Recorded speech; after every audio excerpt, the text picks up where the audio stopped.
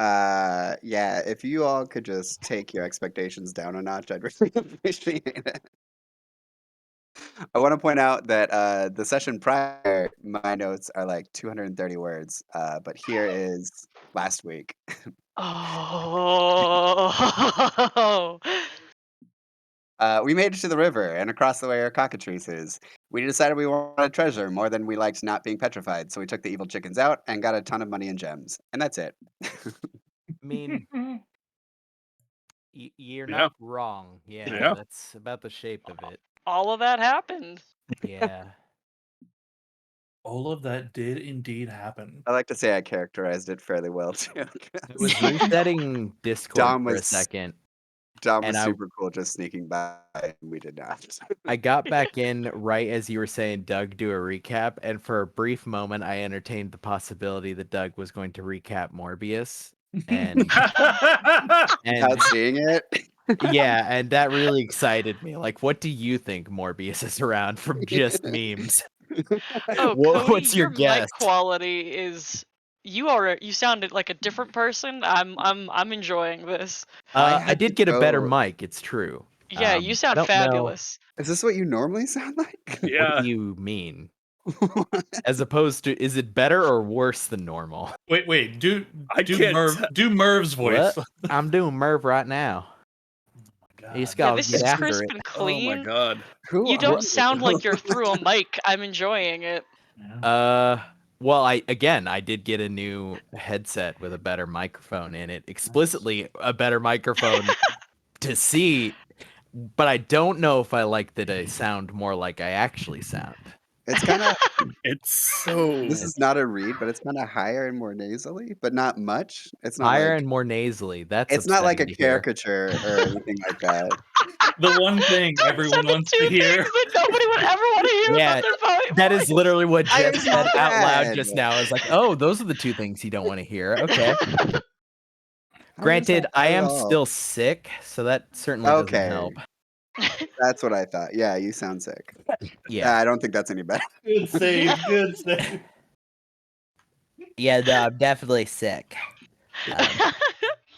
This mic is transmitting way more detail than the other mic was. The, Yeah. the Yes. other, Absolutely. having heard now this one, I wouldn't have said it about the other mic previously, but now having heard both of them, right?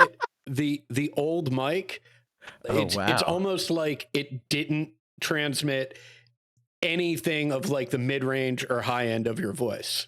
Uh-huh. Right. I It don't know sounded what it, that like in functionally hindsight, it sounds means. like you were talking into that mic through like a paper towel tube.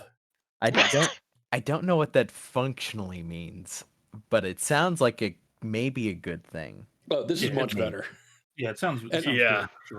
And it's one of those weird things. Having never heard your It's voice been in like person. 2 years. Well, I Like mean, a year. right, but the thing is this: having never heard your voice in person, there was nothing to compare it to. So that was just, Uh-huh. Yeah. that was So, your voice, yeah. right? Yeah. And so now hearing it through a mic that Okay. is actually transmitting everything. Hold on. Here Yeah. here we go. Here we go. I need you to do Valor. Yes. Hello. Oh, that's This juicier. is Valor. Yeah, that's bonkers. Really? I like. You just have to get after it. I don't know. I think I'm gonna go against the flow. I It think might the be other worse mic was because, better yeah, for it was Valor. more. The other mic other might have vo- been the other better because mic it was like better pitched it for- weird. Yeah, the other mic was better for Valor, but I'm saying like this mic is clearly doing a lot for you as far as transmitting you, and that is within itself I good. don't know if I like that. I'm enjoying it. I Okay. preferred. This is gonna be a Obscuring. weird statement. Uh-huh. You sound more like an adult and less like an 18, 19-year-old. Oh shit! Ted, That's you're hurtful. actually right. I want to say he sounds more awake.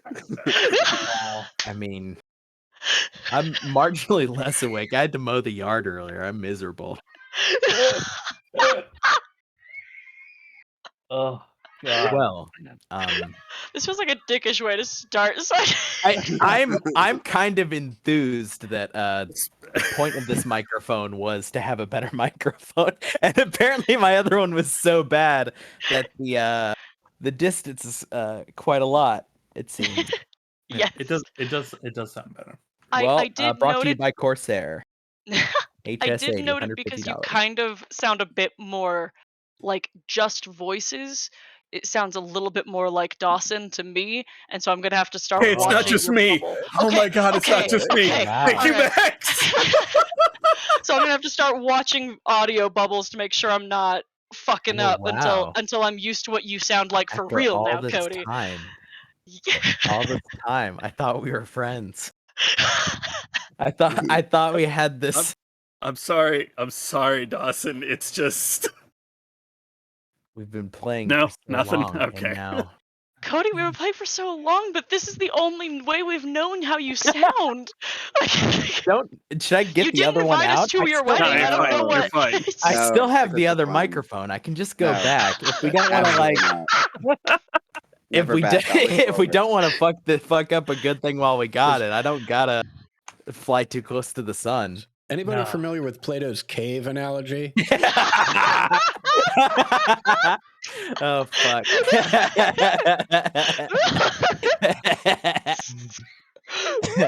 Oh shit.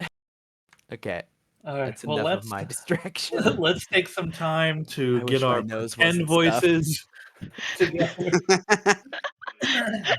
Our true voices, as it Rap, were. true voice. Our Is true anyone else voices. concerned that nobody can hear what they sound like because of their mic quality? Because now Oh, I'm terrified by how I know I sound through this mic. do not download Audigy and like or Audacity and like record yourself speaking. Do not do You know that. the Don't do best that. way to find Yeah. out what you sound like? Too late. Too was- late. Yeah, some of us have been recording D&D sessions for like 3 years now. We're pretty intimately familiar with how shit we might sound. oh yeah, that's true.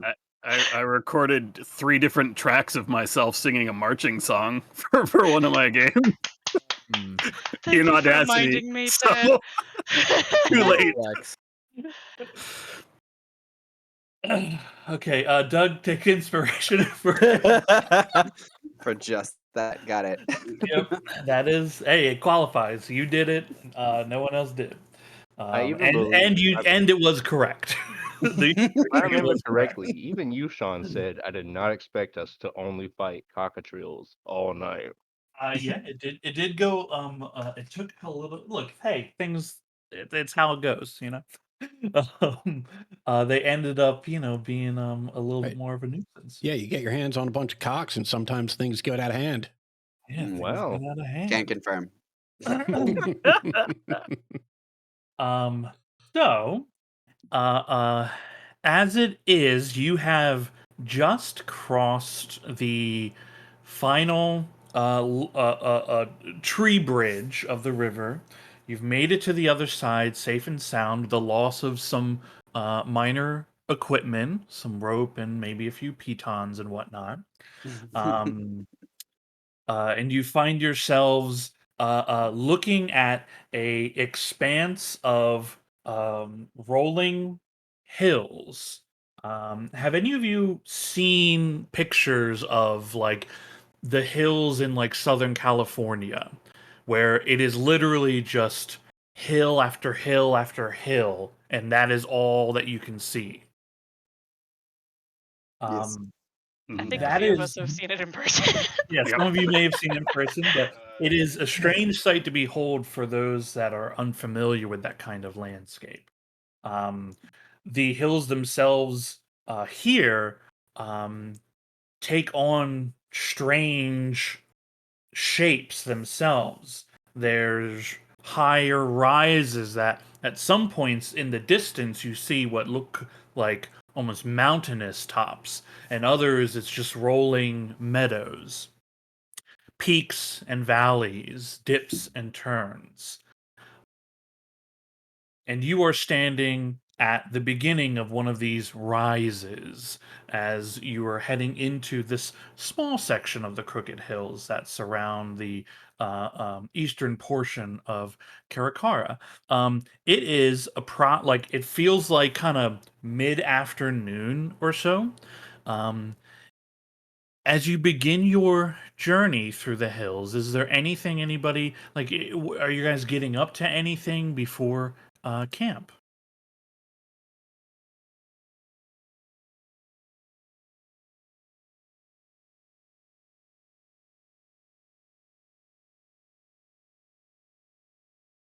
All right, sounds like travel it is. As you make your way through these hills, um, there is a slight discomfort that comes with your travel here. At first, it's not noticeable, but another hour goes by, another hour after that, and you just find yourself kind of glancing around, not leaping at shadows, but always thinking that like there's something there when you turn your eye, and there never is. This general sense of the hairs on your neck kind of just beginning to prick up. Those of you that have served time in military or are more familiar with the dangers of the world, um, you are even more on edge in this place. But it looks beautiful. So it's an odd sensation of feeling like you're on the edge, the cusp of danger, but there is nothing around you. Several hours go by. You follow the land as you are continually heading west to Karakara. Um, you will end up having to make camp this evening in the hills themselves. You find a place settled enough. Again, there's a lot of meadows here. You find a place that seems appropriate. Um, would you all like to keep your watches as you have? I mean, I'm down for it. Why not? Yep. Okay. Why? Fuck with what's. I'm done. Are we just on a hill or are we at like the base of a hill? You tell me. I I guess would like take on top of the hill. I would suggest the top of the hill. That's my suggestion to you. yeah, top of the hill seems pros and cons, but yeah. All right. A bit more sight line to see Mhm. what could be coming, though more exposed to those that could be watching. Yeah, Um, I'm going to ritually cast a new spell that I have, which is Alarm. I'll set it up on just essentially one side of camp. okay. It can only be no larger than a 20-foot cube, so like essentially the area right behind my tent. Okay, an alarm is set. Do you trigger it to be audible for everyone or only in your mind? Audible for everyone, and I'll designate everybody that's here as people who won't set it off. Okay, very good. Um, do you wish to make campfire this evening, or do you go without? We've been doing it every time, right? Doing it Yeah. every time so far? Yeah. Probably do for the people who can't see in the dark. All right, you take It's some time as you're gathering your camp together to find some stonework, set it up, get some tinder, and uh, make a little campfire for the evening. You can cook up some of the meat rations, well, heat up some of the wine some of you might be carrying as well in your rations. um, is there anything anybody wants to do before the long rest occurs? any like activities they want to take care of in the evening. I mean, I can go try to scavenge. Are we nearby where I can scavenge for food? You can always be attempting to scavenge for food. This landscape, it's not going to it'll support more like grazing kind of animals. So it depends like what it is that you're looking for. Are you looking for big game or something small? Just enough, some smaller game to share between the group. Nothing too crazy or might Sure. attract too much attention. Okay. Go ahead and roll a survival check. Oh no. Oh, well. Hopefully he could do better. Bizarre. Is Basar skilled in survival? Yes, actually, he has a higher survival than me. It's not that. I don't understand. Okay. He's not proficient in survival, so he can't make a survival check. Well, I mean, for this, right? I want someone who is proficient in it, right? So, Okay. yeah. The I'm not even context of this, proficient. yeah. I would allow you to do it because you're a ranger, right? Okay. Thank you. Well, Yeah. I'll keep that in mind. Basar himself finds like a little field mouse to eat, but around here, whatever animals that normally trek this area, they must have moved on. You probably like just missed them by a few hours. Oh, well, guys, we're starving tonight unless y'all got your own rations. I mean, yeah, that's why we bought them. That's fair. I just wanted to be helpful. Oh, well, maybe this will make the rations taste a bit better. And I'll pull out one of the bottles of wine that Hellman gave me and crack that open. And take a big pull and pass it to whomever is on my left. Well, that's very nice. This is the fine elven wine from Hellman's house that you had enjoyed over dinner. This little wine's meant to be consumed.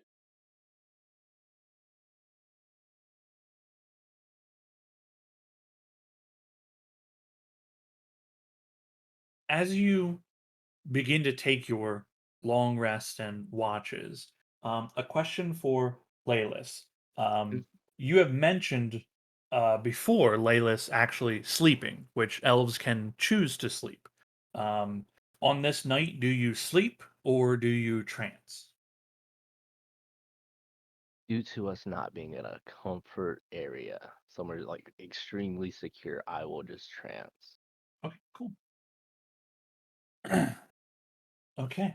Uh, first, first watch is Rainier and Dom, then Cal and Amber, and then Merv and Laylis. Um, you won't have to roll because your evening here is uneventful in the sense that no creatures come investigating. Um, your watches are uneventful as you watch the sky and clouds roll by on top of the hill.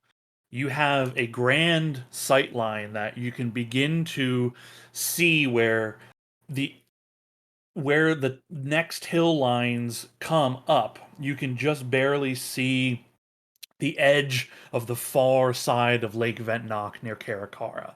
And this far away, you swear that you can sometimes see even lights this far out as well coming from the city. While your watches are uneventful, your resting is not.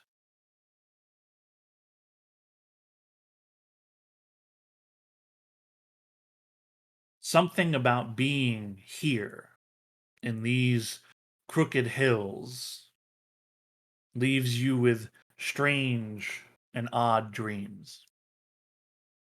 Ember, can you describe to me the nightmare that you have this evening?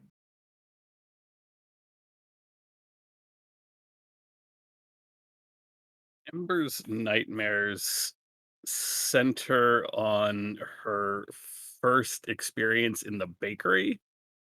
There is the immediate confusion as the piece of tinder won't light, and then suddenly the entire oven is on fire, and then the upstairs apartment above the Fireforge bakery is suddenly burning, and no one seems to notice that everything is on fire.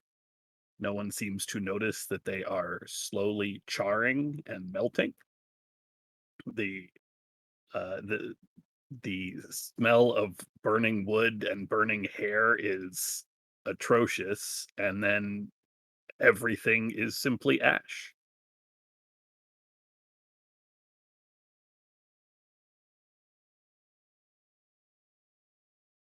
As the bakery burns with everyone in it, you can see through one of the windows, and your view outside is not of your city that you know of, not the buildings, not the people, not the landscape. You see a large tree, huge and wide and tall. And in the base of this tree is a hut. There are candles lit within, lighting up the windows. And as your bakery burns and your dream ends, that hut is a remaining thought when you awaken.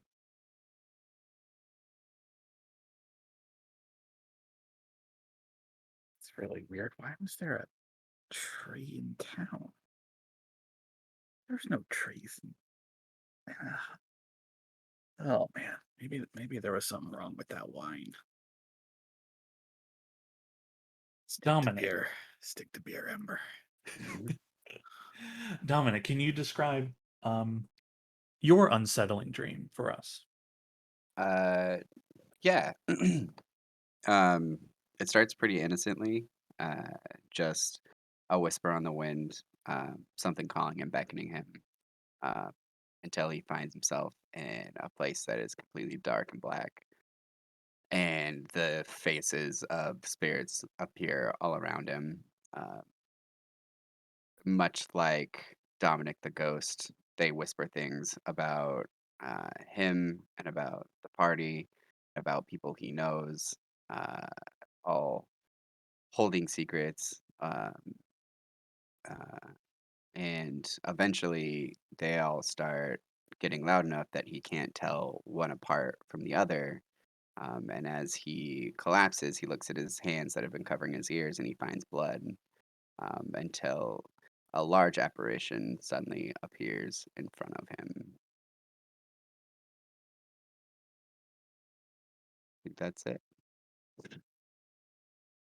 This apparition that appears in front of you before your dream ends has the shape of a woman, a beautiful woman, but her shadow doesn't match. It's thin, gaunt. You can see where hands should be. There are claws with fingers 8 inches long.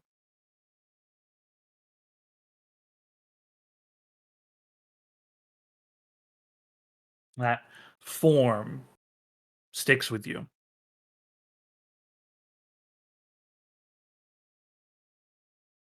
Rainier. What kind of nightmare does Rainier have? It's one that is not uncommon, but it's been a very long time since he's had, so the recurring nature of it isn't that strange to him. Um, uh, but it is just being in a swampland, um, feeling ill and poorly prepared, and the bodies of the battlefield are climbing their way upward, and after him, wearing the armors of Lathandite soldiers and Bastion militia, um, and being completely unable to move, and the like flashing memories of what he remembers happening with horrifying monstrosities pulling themselves from the grave, and like approaching, never actually ever getting close enough, but just the approach and the inability to flee, just heightening that uh, um, anxiety until it just pushes him to actually waking.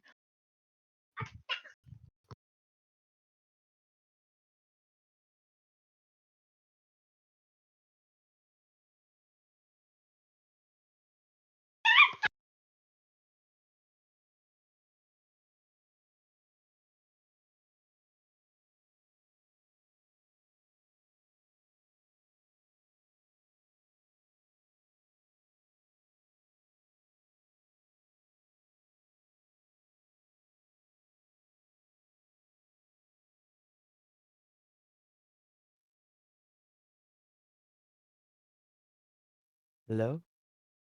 Okay, okay, I was worried my internet had gone out. Sean is muted. Hello. Hello. Okay. Thought I was going Um, crazy. yeah, no, you're fine. Was I saying anything? None. Heard nothing. Okay. Okay. This dream that you've had probably more times than you'd like to honestly account for. Um, before you awaken is different. Something is different about it. As you are fleeing from these never-ending creatures, these abominations, deeper and deeper into the swamp, you see a light ahead of you. And a light means people, people mean safety. And you break through a section of the swamp that is verdant green and bright. And there is a large tree towering above. And in the base, a stone, mud, wood hut with lights on the inside of the windows. And as you are running and can hear the gnashing teeth behind you, you see that door on the hut begin to open, showing safety inside. Right as you get to the hut itself, you feel something grab you from behind, and then you wake up.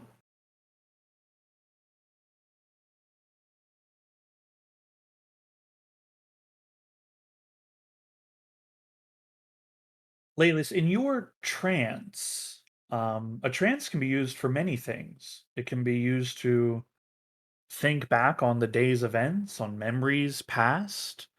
You can replay training, essentially. Like you can, in your trance, refocus your mind and body to be more efficient in combat and spell casting. A trance for an elf is many things. What are you doing in your trance?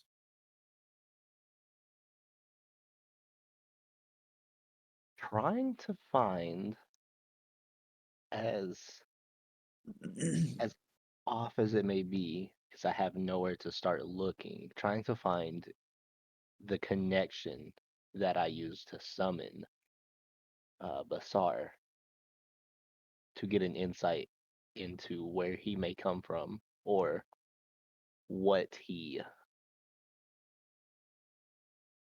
may become due to the initial shock that I received when I first encountered with him. You replay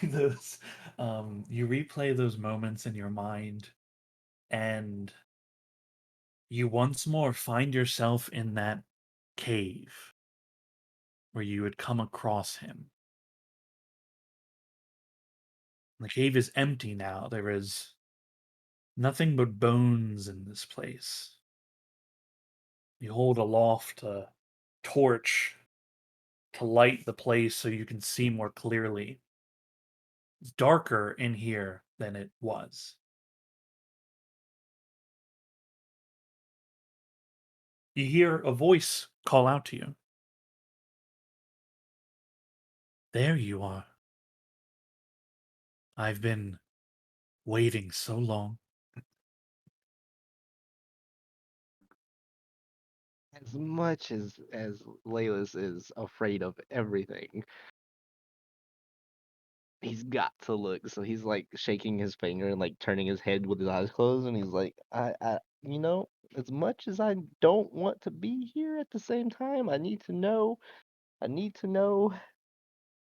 And he just turns to match the direction of the sound. Do you keep your eyes closed? No, I'll open them slowly, like when you're watching a movie and trying to look through your hands. Yeah. You turn and you see, um, stepping out of the edge of the darkness, a um, a humanoid female figure, hair black as night, a shoulder covering with a high neck made of some kind of beautiful felt work. A low cut dip into a bodice leading into a long flowing gown. She has dark arm coverings that cover all the way up to the hands, leaving just the fingers open, pale skin.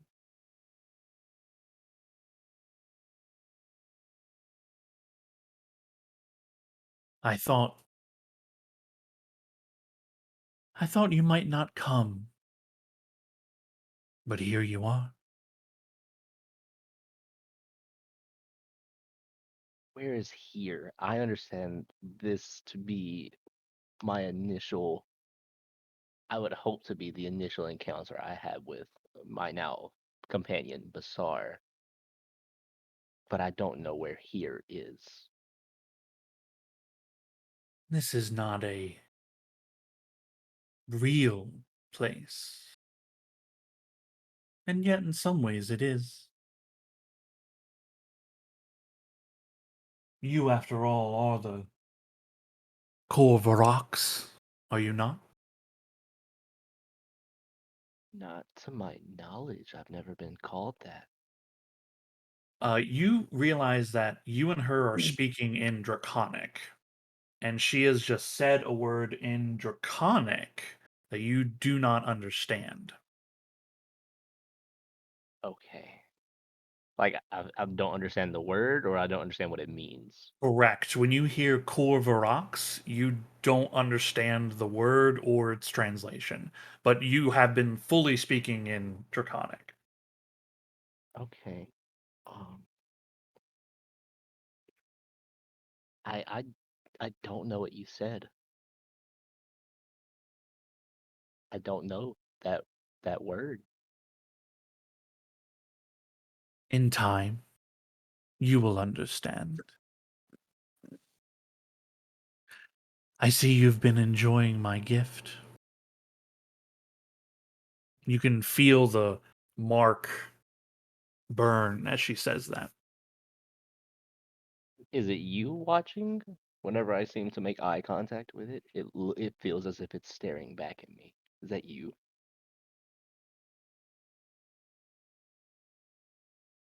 We both watch. He thought perhaps you may be hidden from me, but I do not sit idle on a throne of platinum like my brother. I have more ambition. She begins to walk like around you, right? Keeping a distance. She's roughly 10 feet away, but just kind of slowly walking around you. As she does, the light of your torch flickers her shadow against the wall. you see the head of a dragon in her shadow. You see another head of a dragon. You see 5 heads of a dragon in her shadow.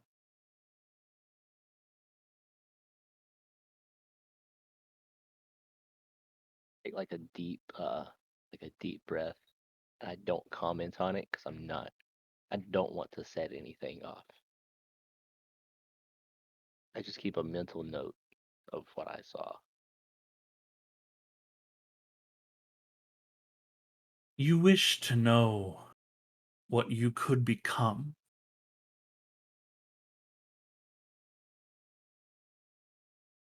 I can help Partially. you. Oh, go on. I was like, partially, yes. But in my upbringing, it's common that time will come, and I'll learn through time.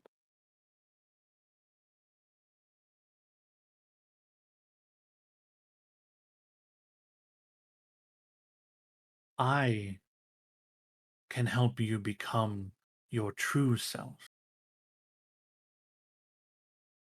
I Myself, can offer you the power to protect that what you love in this world.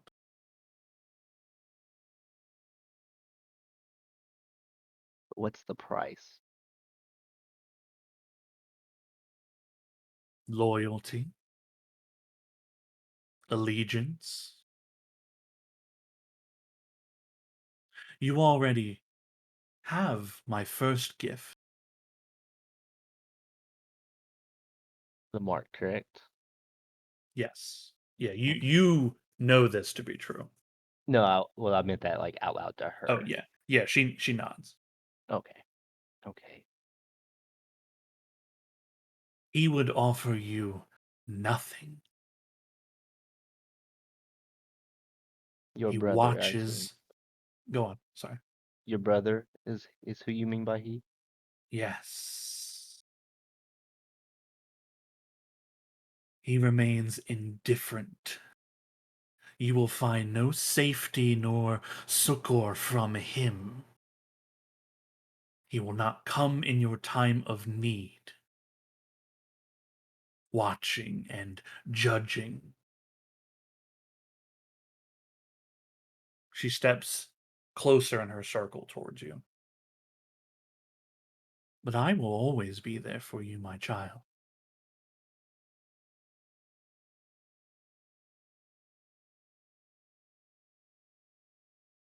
If We've you had this. swear. Sorry, go on. Uh, I would like to know, what is your name? I have many names. I have lived many lives. Here I am the Dark Lady.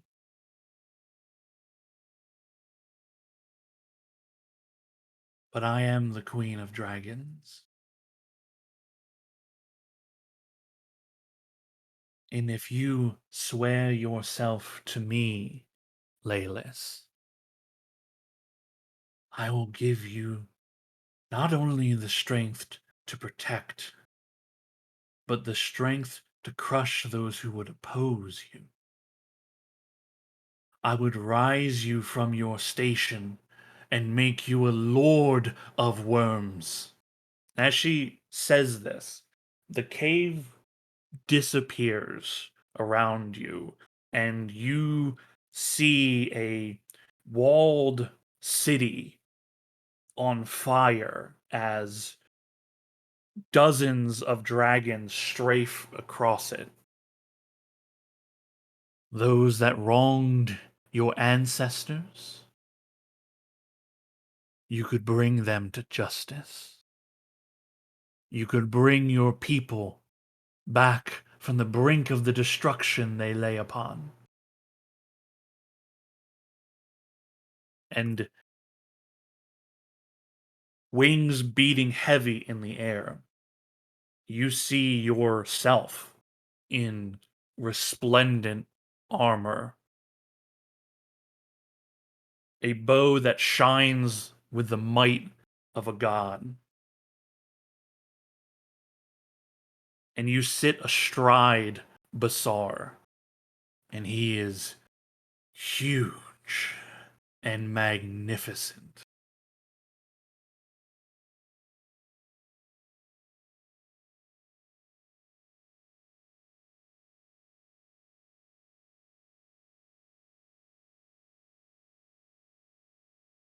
How how soon would you prefer an answer? You turn to look at her, and she is standing beside you now in the cave, the vision gone. But you can hear Basar's roar echoing, the beating of his wings in the cave still. The rush of adrenaline of controlling something that large and destructive and wonderful to behold. You can swear now.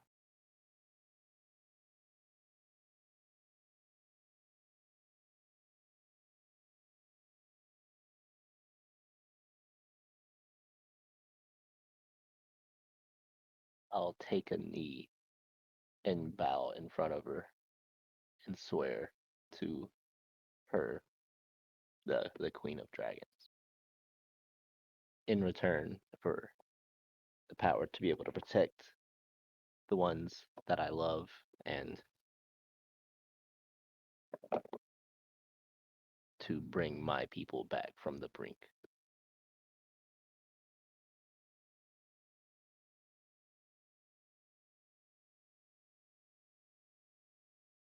You feel a intense rush of energy flowing through you as she extends her hand and you hold it. Her eyes light with fire, and you see in the shadow on the wall 5 dragon heads lift their heads, and you hear roaring. It is,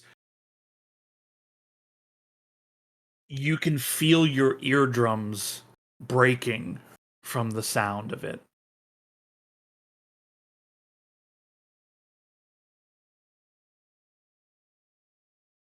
Laylis, you awaken from your trance, and the mark on your arm is burning.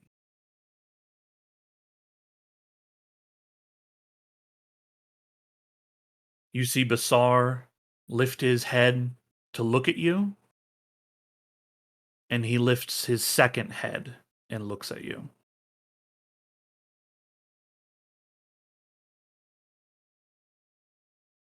I start to shake my head and rubbing my eyes to try to clear up my vision to make sure what I saw is correct. That Basar just grew a second head. You see Basar two-headed, though your eyes feel different. You blink and you realize you're not blinking up and down, you are blinking side to side.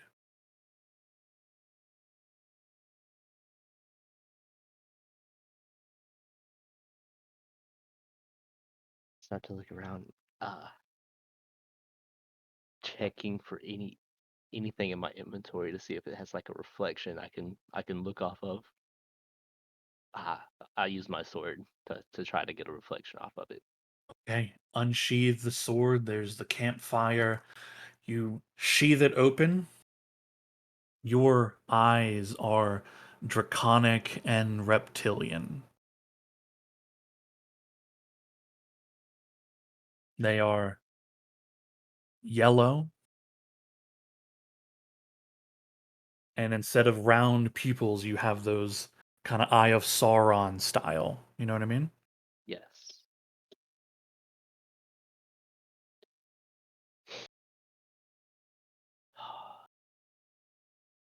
Do I notice? Is it just my eyes that have changed? Well, have changed, but has my face stayed the same? Your face looks the same. Just your Oh, eyes are different. okay. The mark burns and it's beginning to fade. And when you check it, whenever you do, you will notice that there are 5 claws in one eye.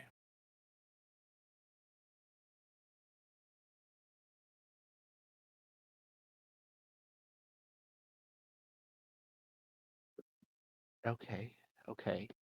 Taking it in. All right. Merv, what kind of unsettling dream is Merv having? Yeah. I think Merv is sitting in a tavern, probably like in the corner, sitting working at like a table by himself, working on his notes.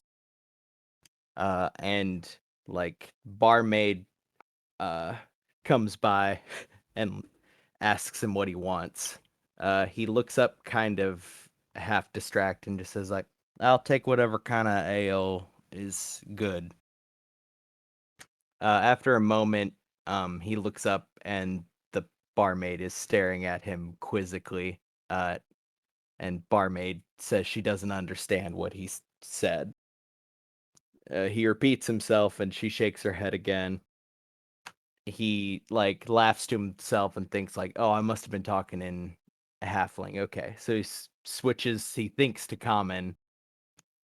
Barmaid still can't understand. Uh, she like goes and gets a few other people. So now there's like 3 or 4 people standing around his table, and he's trying to talk in common, and none of them seem to understand. He's getting like more and more frustrated and kind of getting panicked. But in that weird dream logic, something keeps him from just standing up and fucking off like he normally would. And by the end of it, yeah, Merv is just sitting in a corner trying to get everybody to understand. Then there's like 15 people just gathered around him, like gawking and shaking their heads in confusion. Um, as you are in this corner and feeling the anxiety welling up and the helplessness welling up inside you, um, you look past this crowd of people, some standing, some kneeling, with confused looks on their faces. They seem concerned, but don't know how to help and keep, trying to communicate with you. Um, as you see past them,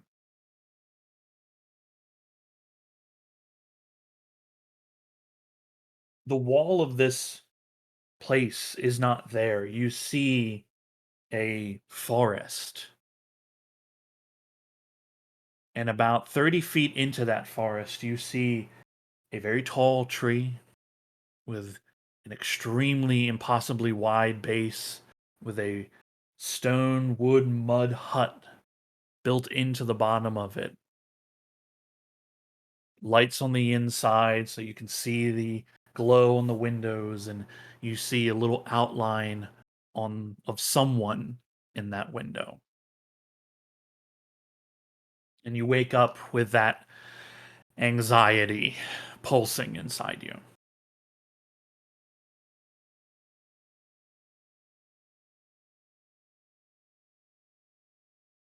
Cal, what kind of nightmare does Cal have? Um, Cal is sitting at a poker table in his favorite gambling den, the Platinum Pigeon. And the evening is going fairly well. Not anything to write home about. He is having a difficult time getting a drink, though, and that's starting to fray his nerves a little bit. He appeals to Kieran to do something about that or see if he can do something about that. And Kieran says no problem and disappears to go procure some alcohol. And as the next hand is dealt,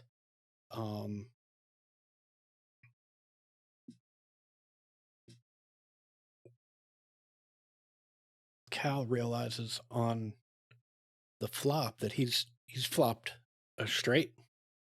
This is amazing. And he's pushing more money in, trying to raise the pot up, and there's another very aggressive bettor, right? And they both find themselves all in on this hand, and it only gets better for Cal on the turn as his straight turns into a straight flush. It's amazing. It is unbelievable. I need some champagne. Where is Karen? Where is an attendant? How come I can't? I need to celebrate.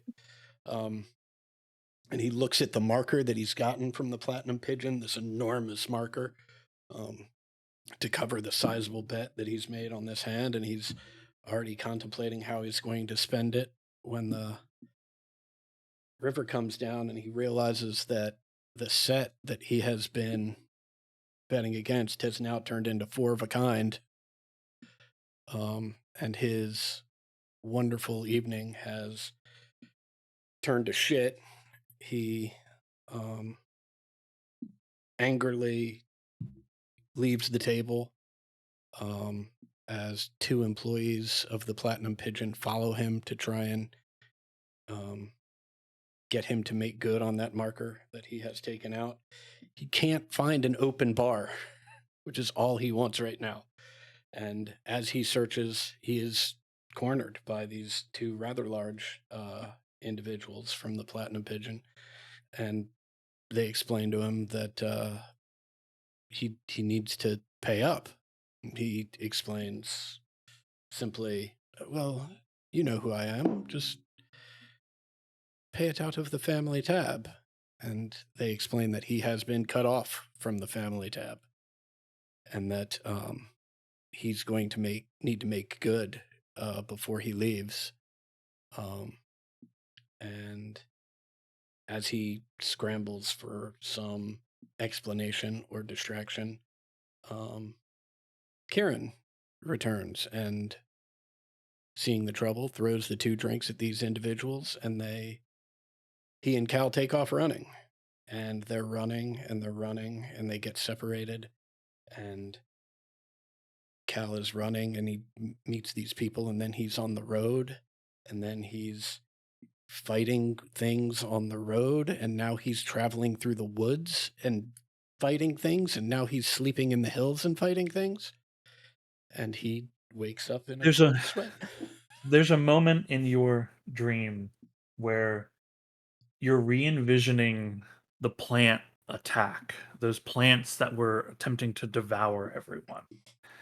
And this plant is approaching you. It's like that scene in Aliens, right? Where it's coming forward, and you're backed up as far as you can get. And as that moment of tension is occurring, you hear Kieran's voice going, "All right, Jenna, watch. This is my favorite part. Look, the little thing is going to come out of here, and it's gruesome, but it's also pretty invigorating and amazing at the same time. Watch, just right here." You see the plant creature about to eat you, kind of like lifts its head. Its position shifts to like annoyance, and the lights around you brighten. And you look around, and you are standing on a theater stage with a painted background, and you see people in costumes. Your friends that you've been traveling with are all in costume. There are props, and the house lights come up, and you see a director and producer shouting, "No, no, no, no, no, not like that. All right, everybody, reset, reset." You see PAs coming out, resetting the scene for everyone, and you see Cal talking with this like young brunette humanoid, and he looks at you and waves, and you see a couple PAs come over to that plant monster, pull the prosthetic head off. You see a sweaty human with a beard underneath, looks at you and goes, "Hey, pretty good out there, Cal, huh? All right, man. I'll see you in 10 minutes. All right. Hey, someone give me some cigarettes. And you see Cal waves you over. I'll go over. All right, Jenna, this is my friend Calawunax. Hello, Cal. This is Jenna. You see him speak out of the side of his mouth, such that only you can hear it, and you hear him say, "She's very cute. I'm trying to go dancing with her after this dream is over. All right, help me out." Well, certainly. I mean, why would she not want to go dancing with you? Is the performance part of what is supposed to impress her? Is that You see, I told you I knew Calawunax. All right, you know he and I we go back a long way, don't we? well, of course, we're the best of friends. I am so excited to meet you. Your friend here, Kieran, has been saying so many good things about you. Well, Are you gonna come dancing with us afterwards? well, I would love to, but I'm not sure how long the rehearsal is going to go, and I wouldn't want to keep the two of you from hitting the dance floor. I'm sure you'll be a vision for all those who are lucky enough to witness. Yeah, maybe All I right, should. Jenna, hang here for a moment, all right? I just need to speak to Cal real quick, and then you and I are hitting the town, all right? Okay, sure. Um, she seems excited, and everybody goes about getting the production back into set once more. And Kieran waits for you to puts his arm around your shoulder and like walks with you. Karen, He takes you like through the back of the set into the backstage, and leads you like out into. He's leading you to a door that like goes into like an alleyway out back. uh, Karen, when when did I start acting professionally? Oh, I don't know. This is your dream. Oh, yes. Well, at least I've made myself the star of the production. Yes. Yeah. Well, it was getting a bit, I don't know, weird for a moment. Very dour, and I don't know. You normally have nightmares. Mm, now that you mention it, I don't. Mhm. Well, um, you were having trouble getting a drink back there, and I thought, well, how about I get you the best drink you can find? Hmm? Oh, well, let me think about that. Yes. Right this way. You see him open the door out of the backstage, and it opens into a beautiful street cafe. There's tables set outside of it. It's like sitting at a cafe like outdoors in France, right? Just like a beautiful setup. The sun is shining. You hear a door slam behind you, but when you turn, there's nothing there. There's just more of this view of a little city. There is no building behind you. Mm. Kieran leads you and to a seat at the table, one of the outside tables, and motions at someone inside. And as you take a seat and look around, you see very strangely dressed people. Also, a lot of weird looking people. Like, you're dragonborn and you keep some strange company, but like you're seeing people that kind of look like humans, kind of look like elves, but not really. Mm. There's something different and wrong about them.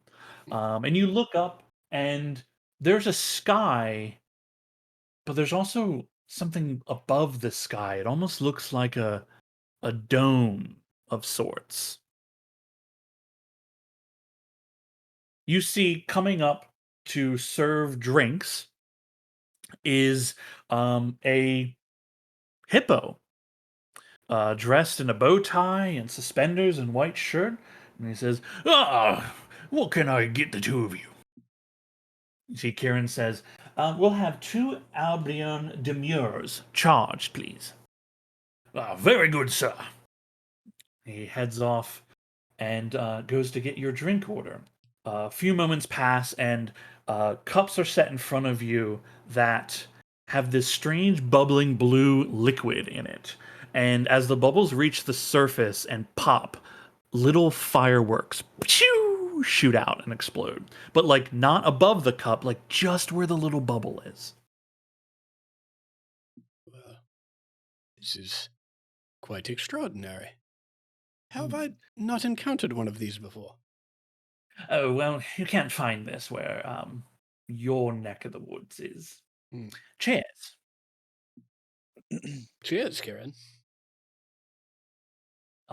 It is strong and delicious. You can feel the fireworks going off in your mouth, almost like pop rocks, as it fills your belly and your throat. There is just. Cal closes his eyes, and there's just an enormous sigh of relief, and he sort of tilts his head back, and as his eyes slowly open, he looks up. Odd that I seem to have chosen the interior of one of the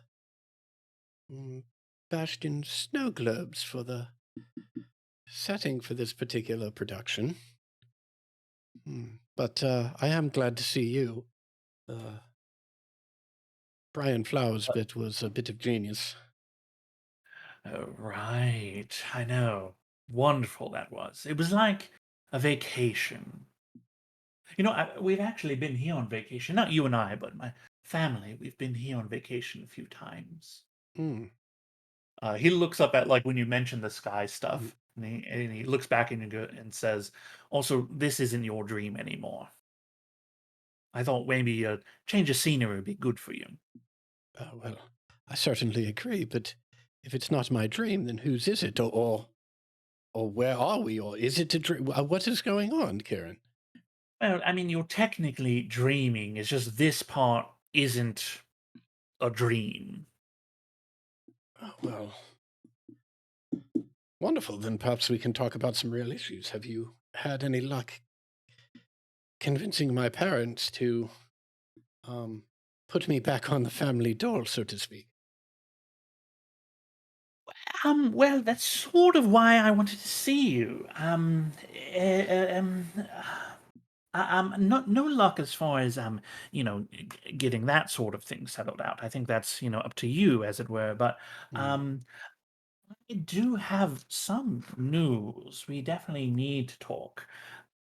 Do you remember in a few days when we're going to find that piece of paper in Bastion?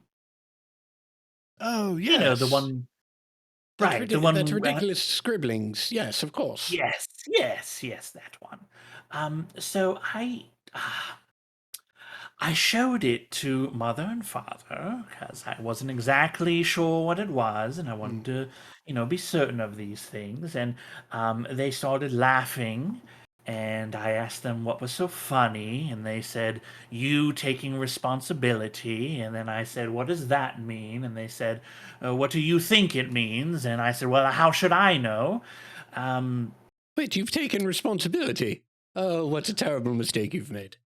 It's a nightmare, honestly. I can imagine. The thought of being responsible for anything is nauseating. Cal, you know this. Oh, yes, of course. It turns out though that that paper that we both signed, well, it's an agreement of sorts. Quite binding agreement. But what foolish thing have you bound yourself to, Kieran? It's funny you should mention that. It's actually you who's bound yourself to me. Excuse me? It seems that in our agreement, you agree to bind your life essence to me in perpetuity, and in return, I shall offer you um, boons or favors, I think it's referred to. I see, I see. And so you've come on this important mission with the paperwork to undo that. I understand. Yes, very wise of you. We should sign those immediately. Oh, I actually do have it with me, and you're quite right. It can be undone. It's just the thing is, Cal. You've already given me some of your life essence. You started learning a few new tricks recently, haven't you? Well, well, yes, but I mean, I've always been a bit magical, as you know, and I just assumed that that was um, maturation of those skills, along with the stress of being out in the wild and having to fight for my life as I have, and for that of my compatriots. Oh, Are you I mean, saying these are gifts from you? I'm saying some of them are. I mean, look, you are quite powerful in your own way. But you've already made use of some of them without even really understanding what was happening. And when you did, you transferred some of your uh, soul or life essence, as it were, to me. And Cal, it's invigorated me. It's the most amazing thing I've ever experienced, and I don't want it to end. Hmm. Well, I mean, having a bit of me does sound wonderful. I mean, I get to experience all the time, but allowing others to, and you, a dear friend, and I mean, I didn't really know one way or the other. What, will it always be like that? For me, Well, I mean, if I won't know the difference, then, well, sure. Don't see what the problem is. well, I mean, the more you dedicate yourself to me, the more um, boons I can bestow upon you, and then the more capable and powerful I become. Did you know that a few weeks ago I wouldn't have been able to do this? Really, I've seen you do quite incredible things. Yeah, but this is new. This is a result of our new relationship. Oh, quite, quite. And there's more. There's so much more, Cal. Um, so, I mean, look, if you want to end things as they are, then, you and I will still be friends, of course, but I would very much like to continue this. Yes, well, for the time being, let's keep traveling down this particular path, and we'll see what this situationship brings for both of us. Wonderful. Did you know that your mother is bound to my mother? That is, in fact, news. I knew, of course, that despite her best efforts to hide it, that she had certain magical abilities, but I had no idea that it was from some agreement between our parents. Neither did I. I just thought that, like, your family and my family were friends, but Mm. turns out it actually goes much deeper than that, Cal. Your great, great, great, great, great, great, great, great, great, great, great, great, great ancestor who was there when Bastion was founded bound themselves to my father. That's how your family has its station today. So you are saying that this binding of my family to yours is a Kalawunax family tradition, It would seem so. and that by me binding myself to you, I am in fact following in a Kalawunax family tradition. And if you're following tradition, that seems like the right thing to do for a son that needs to get back in favor with his Yes, parents. it seems like that is exactly what a son who is in the good graces of his parents would do. Following the family tradition, following family order. So yes, let us continue this binding of wonder. What else is there? Are there other things I need to sign? Should I prick my thumb and Nothing else further you need to sign. Occasionally, I may ask a favor of you from time to time that you'll inevitably have to take care of, but don't worry about that. We'll worry about future things for future Cal, yes? yes, that sounds wonderful. Yes, this will work well. As long as you're here, um, if I get there, take the job. Is that in regards to this job we plan on doing in Karakara?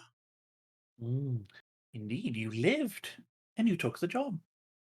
Ah, wonderful. Want to see already on the track of following through for my good friend and new what is the word? Mentor? Supervisor? We can just say very good, best friends. Best We're best friends. friends, Cal. We are best friends. Wonderful. Do you think my best friend could order another one of those drinks? It was quite delicious. Indeed. He waves over the hippo person and brings out another round of the Iberian Demures. As each sip, like the sensation never fades. It is always miraculous on the tongue and the feeling of it filling your mouth. You wonder how such a thing could be created. I actually been wondering, Cal. Yes. What do you think of your friends here? And Kieran points out into the street, and as you turn and look, there is no street. You see your campsite with all your friends there. And as you are sleeping, Merv and Laylis are awake on watch. Oh, well, they're all exceptionally capable. I'd be dead many times over if it weren't for them. I like that one right there. And he is pointing towards Merv. Oh, yes, Merv is a sly one. Very inventive, very ingenious. Can you believe they turned him down for a business loan in Bastion? Unconscionable. Just Yeah, because his creations come from the bog and not from some pristine alchemist laboratory. Ridiculous. I don't see what that has to do with anything. Nor do I. Well, it's interesting company you found yourself with. Yes, well, as I've said, I would be dead many times over if it weren't for them. Look where I'm sleeping, Kieran. This is not exactly my standard fare, and if I had found other roustabouts that I am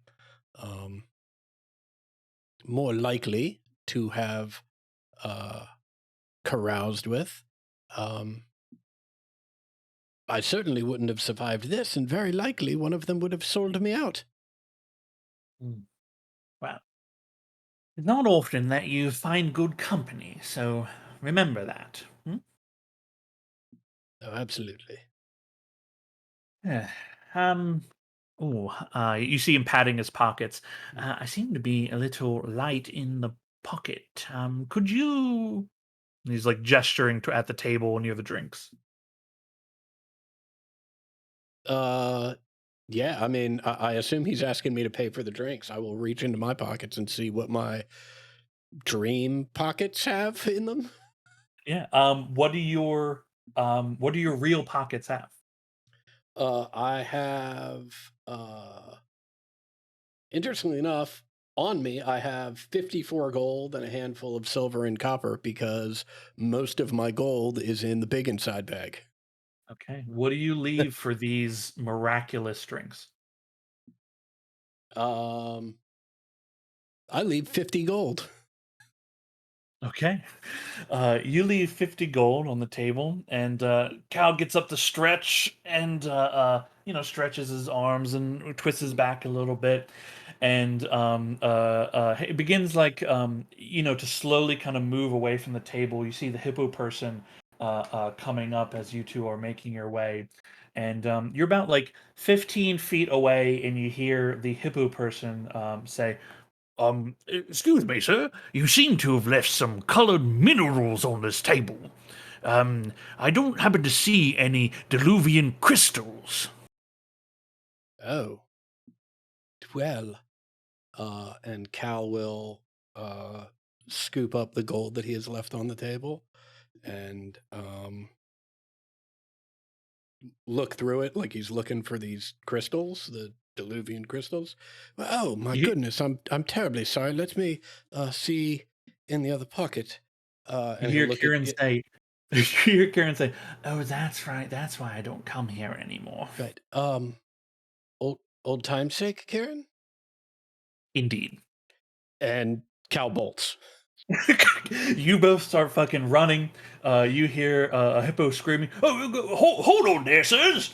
And that sound fades in the distance as you two book it through this strange-looking city whose architecture doesn't quite match any place that you've seen in Adari. You cut around a few alleyways, and then eventually you both kind of stop in the middle of one, breathing heavily, looking at each other, just kind of like lost in laughter. He grips your shoulders and he says, "Oh, Cal, I missed you, friend." I missed you too, best friend. um, oh, one last thing before I go. Hmm. That person's been watching us this whole time. Do you know them? And as he points them out, you turn and look, and you see a large tree 20 feet from you with a mud and rock and wooden hut built into the base of it, lights up in the window, and you see a figure in the door frame. Backlit, so you see its long, lanky body, and you can see the glint of claws on the end of its hand. And there's a moment where it moves for you, and your dream ends, and you are awakened. Oh, goodness gracious. I reach for the bottle of wine and see if there's any left in it. There's one last drink. All right, I will down that and I will get up and are Merv and Laylis on watch? Merv and Laylis are indeed on watch. I'll walk over to them and just ask if the following vision like means anything to them or do they recognize anything in it, and I'll explain this hut and this clawed figure as best as I can. Well, yeah, it does. What's that now? I had, a somewhat similar dream. A cottage, big tree, figure, lights on. Well, yes, that's the one. Except it was like at the end of a kind of unpleasant dream. Oh, my dream wasn't entirely unpleasant, at least not until that moment. It's a strange play. a very elaborate costume. That's not the point. I think maybe we shouldn't have drank that wine. Maybe taking wine from a magic man, it's not like a great idea, maybe. Well, no, I mean, we had the wine at his house and it was quite delicious. Right, but like, what if it's got like a failsafe on it? You get off the grounds and the wine gets fucky. You don't know. Well, I guess, but it seems like an odd way to reward us for helping him Maybe move he on. forgot to like take it out. You know. Yes, but didn't Dom say something about these hills? Where's Dom? Dom! Mm, yeah, You seen a vision? kinda. Okay, before we bias you with our vision, what vision you see? I don't know. It's just surrounded by spirits mostly. Is that like normal for you or It wasn't. It's been happening, but this time was real bad. okay? Well, Didn't you say something about these hills, though? Oh yeah, no, Crooked crazy. hills, shaky spills. what? I don't remember saying that. Crooked Crooked hills. hills, crooked dreams is what they say. Oh. Dreams. Oh. I seen a big fuck off tree, but it's like a creepy tree.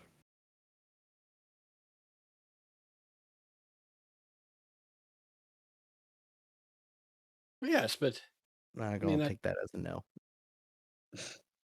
right. I mean, that's what I've seen, but it sounds like Dom, who's familiar with this area, that just a side effect of sleeping in the hills. Yes.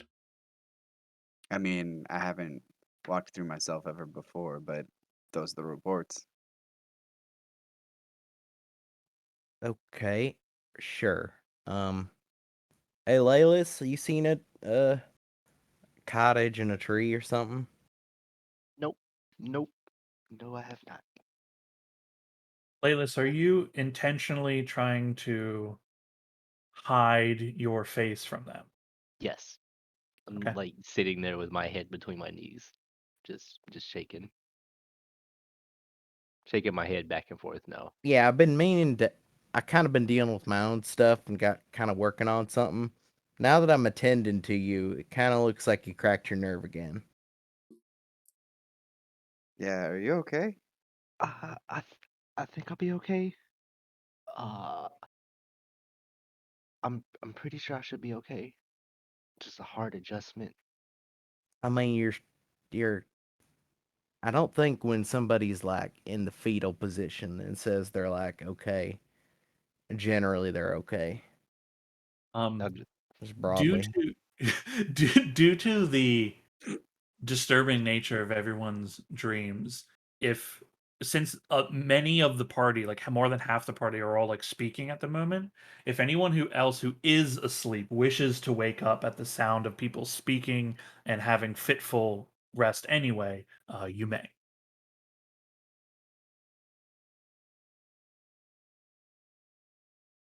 I think that does mean that, like, very abruptly, there's like movement from where Raynor is, and then the crossbow begins to glow, and he sits up, and then realizes there's nothing going on. Rainer, Mm, you seen a tree or a cottage or spirits? I guess we can't rule that out. excuse me. Yeah, you got any crooked dreams, visions like? Was I yelling about him? No. Okay, because that would have been new. But yes, Big tree, creepy is that shack, something that is dirt. happening? So Yes, far, it seems the majority of us have experienced something similar. yeah, two. You make three, I think. I guess. Leos, you say you didn't see big tree and cottage, right? nope. And I'll Okay. to just like clear it up. I'll just resummon the SAR. Amber.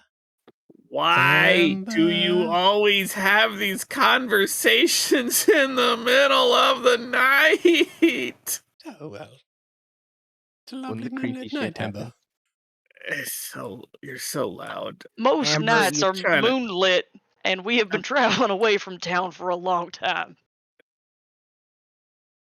Well, All right, what are we talking? What's going on? did Why you am see I not a asleep? vision of a big tree and a cottage and maybe some dirt and maybe someone what was in the cottage? Ember just stares at Merv for a second. You Were got the crooked dream? That's what I'm Were you calling it. were you fucking around with me in my sleep? Were you whispering in my ear? Were you No, messing with me, Merv? I had that dream.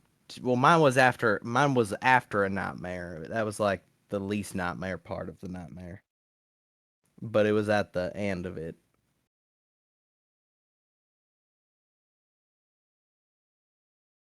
I think Cal saw it too. Rainer saw it. Dom saw Huh. dead people, which kind of seems like that's maybe more his speed.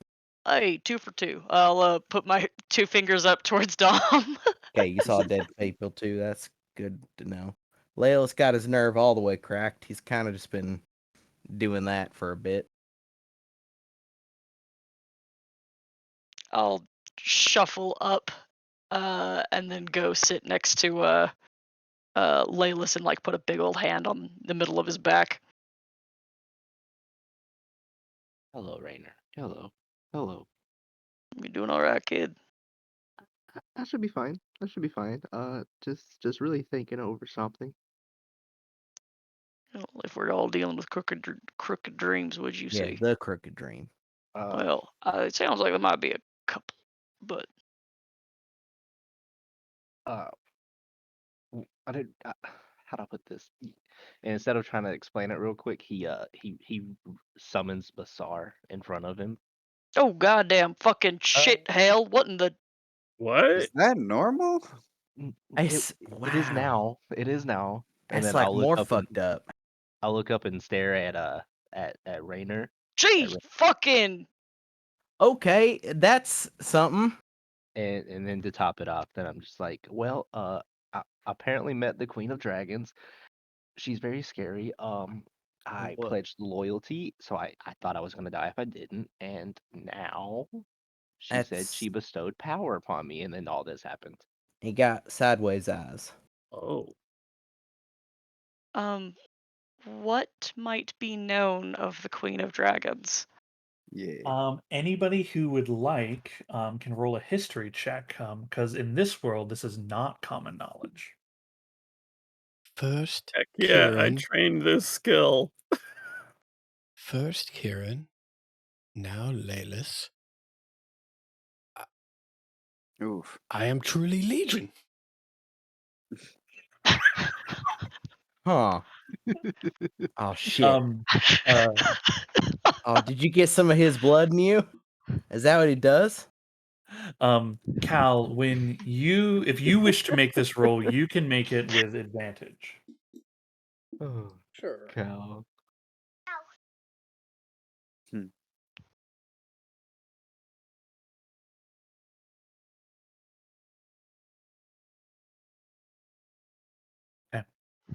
And your advantage comes not from your kind, but Mhm. from your station. Mhm. As your parents would have had you learn, like had private tutors come and teach you.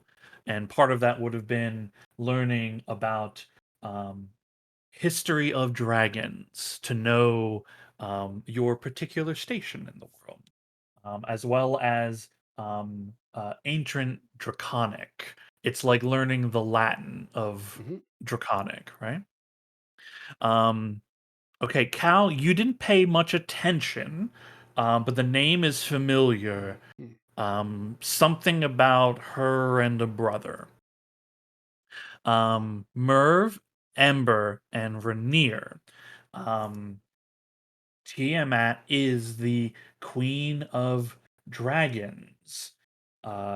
She is sister to Bahamut, the Platinum Dragon. He represents more traditionally law and order in the grand scheme of things. She traditionally represents the chaos of the world. The two of them were once one entity that became these two. And these two, Bahamut and Tiamat, have been opposed ever since.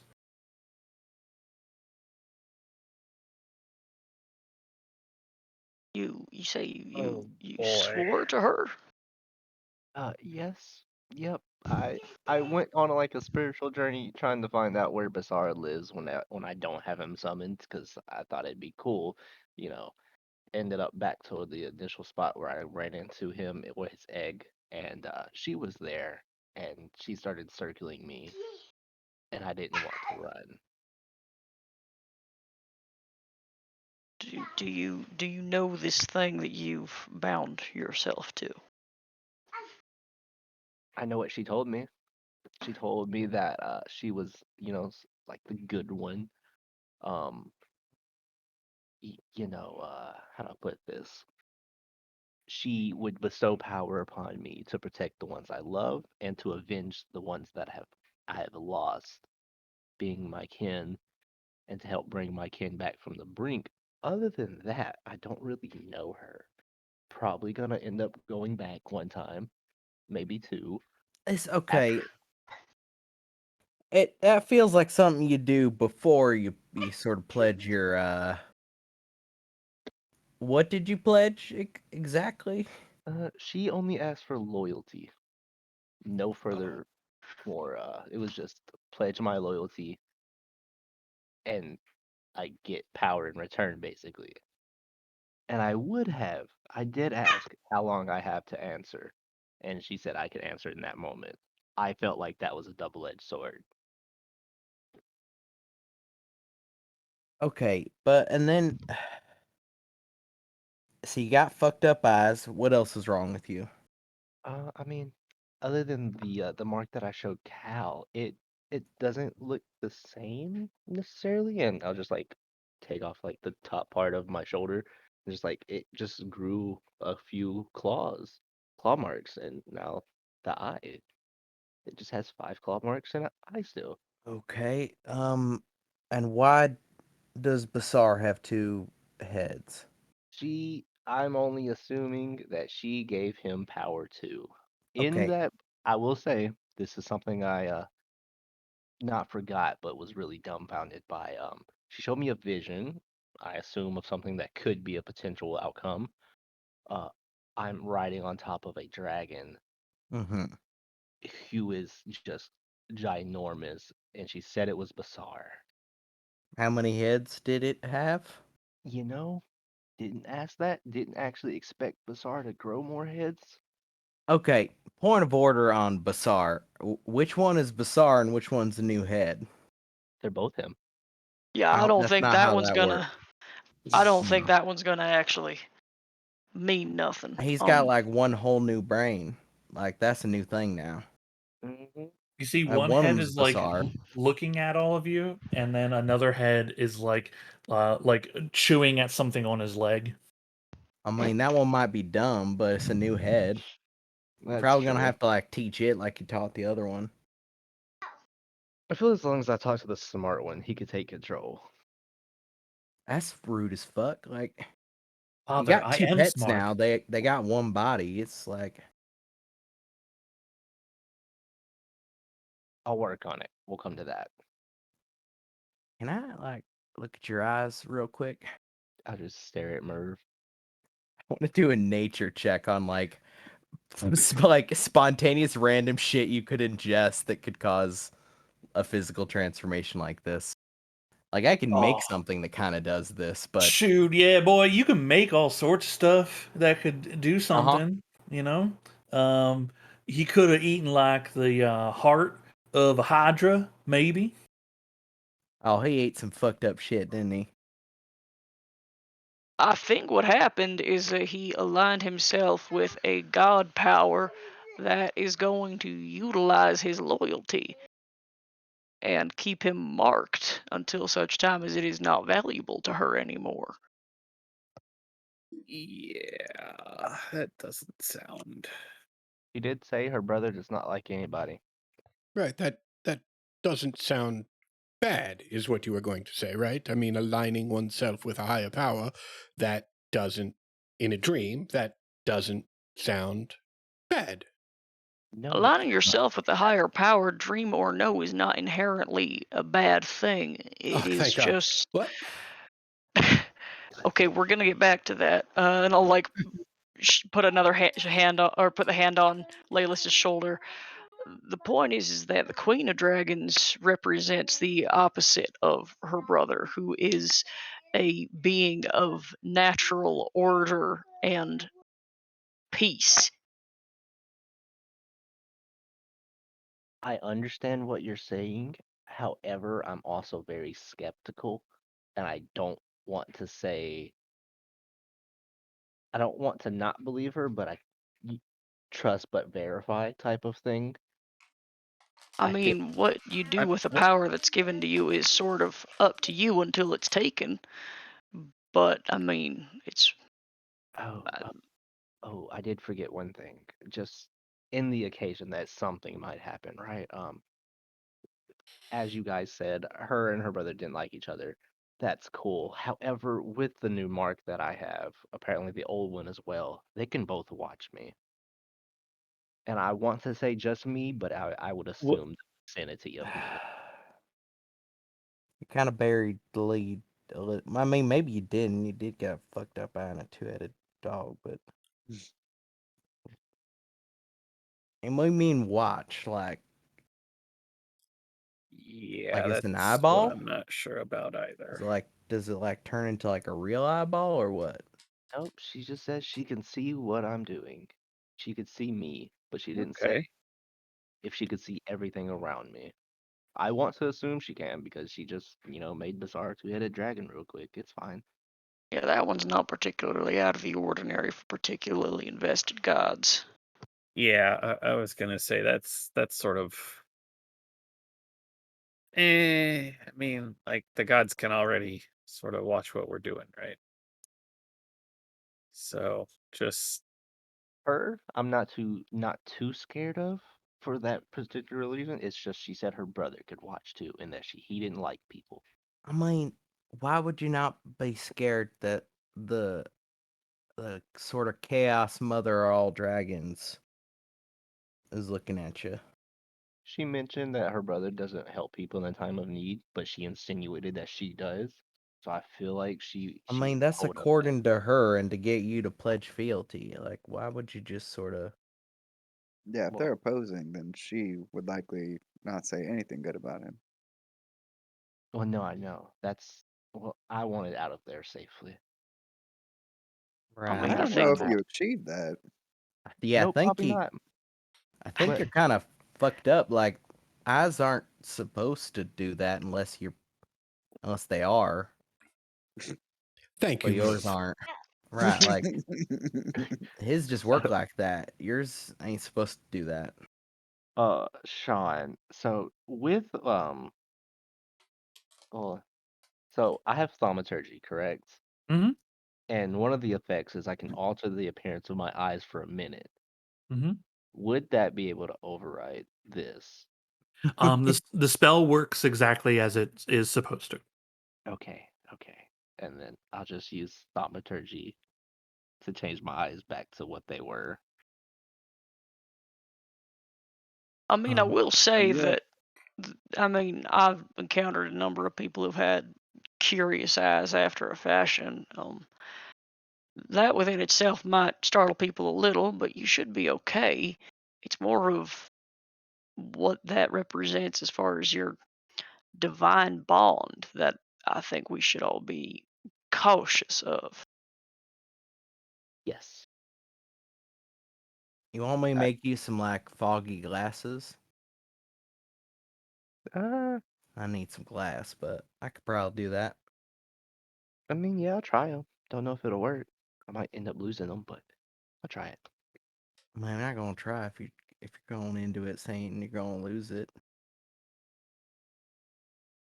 It's fine then. I don't want to lose them. Uh, in second, just real quick, Cal, what was that you mentioned? Hmm? You said thank God. Oh, well, I mean, thank God that it's not necessarily a bad thing. I mean, you've pledged loyalty to the brother, the sister, whomever.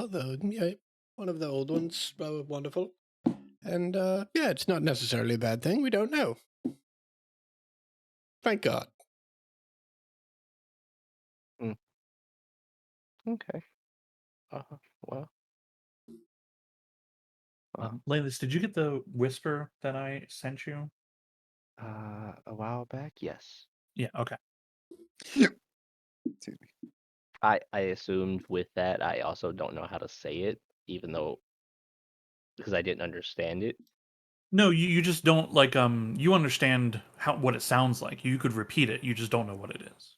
Oh, okay. Well, she did mention that I am apparently called Corvorox, and I don't know what that is.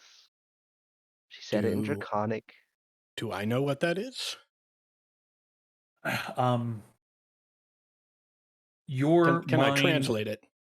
yes, your mind stretches back to some of the most boring lessons you've ever had. Oh, but Tutu was he was so gorgeous though. What was that he said? Oh, Um, no.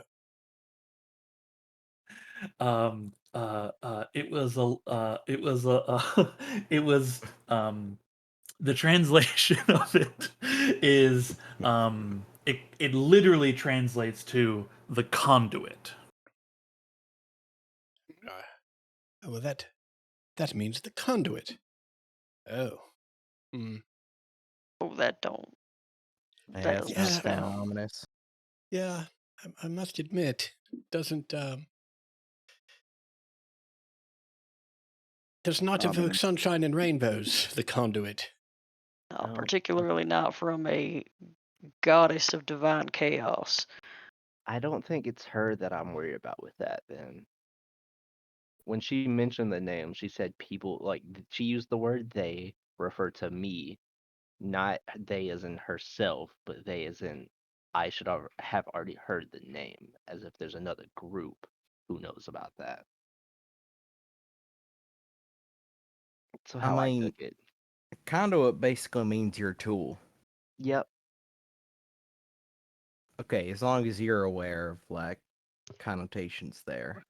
I think if we can avoid cults of Tiamat, we might actually then perhaps abate whatever weird fate she might have written for you. We'll find out. I mean, hey, maybe they'll worship you and we can like leverage that or something. I like Mer's plan. Maybe they'll be Have we worshipped. considered when we get to Karakara, like, I mean, I guess we could also head back to Bastion for it, but like talking to a priest? Oh, well, Just that Certainly. definitely. just to make sure, like, see if they have any ideas. Oh, yes, it sounds like an excellent idea, but certainly something we should get taken care of in Karakara. If we can. I mean, I don't know if there's a temple to whoever Tiamat or her brother. Either one. I mean, Would I right? know if there is a temple to either, especially having an acolyte background? Yeah, you would, and there is definitely not. Sorry, no such luck. To either one? To either one.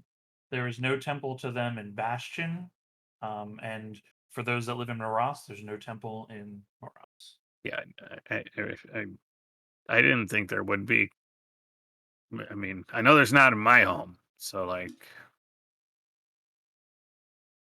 Okay, real quick, we should probably wheel back around on that like shared crooked dream we's all having? I vote for that. Yes. You know that, like, there's a tree and a shack Yeah. and Yeah, Is that there could more? be letting us out of it. that could be some Fae bullshit. Is there more to that tree? I don't know. It's a fucking dream. It's a tree. Okay. I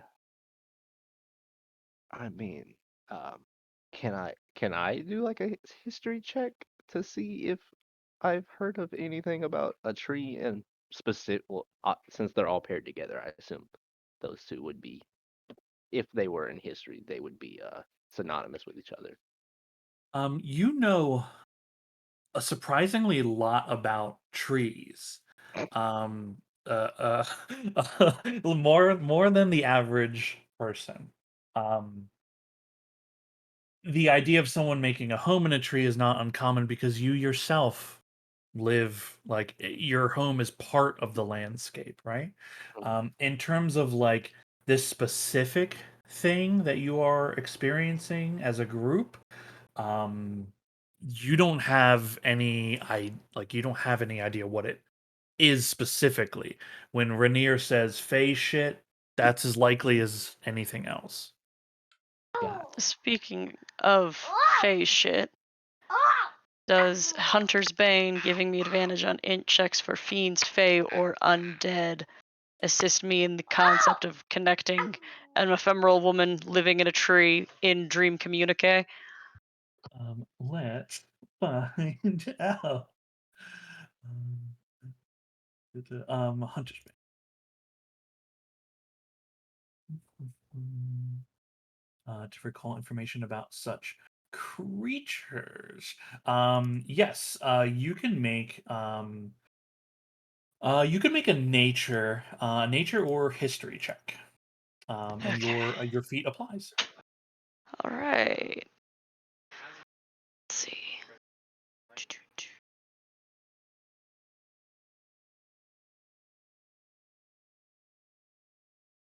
16 total. This is Fey shit written all over it. Cool. It's Love a called it's shot. yeah, it is hearing like shared experience, um strange dreams, you all seemingly having a nightmare except for Laylis, who did not really experience any of it. But the rest of you, this definitely feels Fey. You think it's probably the work of a hag?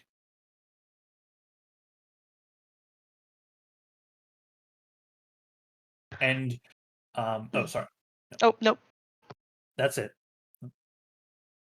I mean, some Fae creatures, the hags, can affect sleep, particularly specifically dreaming, which could mean anything from just enchantment magic fucking with our heads to even potentially divination magic and like looking into our minds.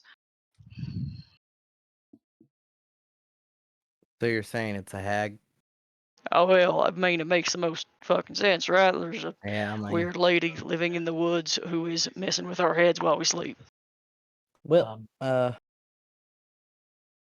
Dom, this triggers a memory of local folklore of a bedtime story that is told to children to scare them into proper behavior, that they need to behave themselves or soil rattle the wretched will come for them from the hills.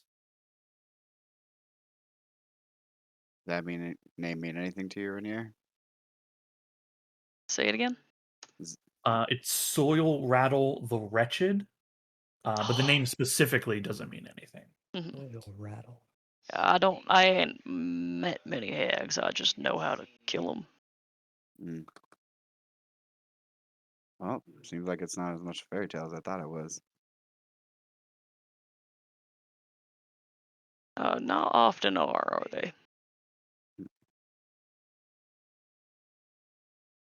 Being as it is, Whether or not it is enchantment or divination or what have you, I don't think any of us are going to do any better if we continue to stay up the night.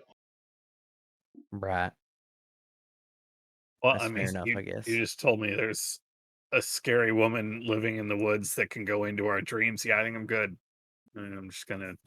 I mean, you may as well sleep. Like, I mean, So she can get back into my dreams. Nah, I'm fine. I'm brew the yeah, coffee. Let's do this. I'm just gonna. back to nightmares if we do choose to rest. But I mean, we're not good if we go farther in at half strength. well, I was in, I guess, the middle of my watch, but if y'all are staying up, I'll just go back to sleep. Laylis, Stay up. are you gonna be all right? Yeah, yeah. I'm just gotta, talk to little Bazaar here and his new Or, Really should name the Self. second one. or are you It sure you're looks gonna like be they all right? both answered to Bassar, right? Right, Bassar? You still answer. Yeah, they're both looking at me.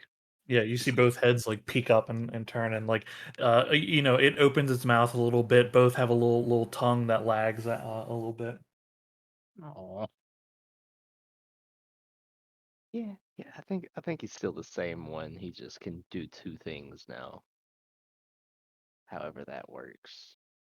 That's just ain't how like brains work.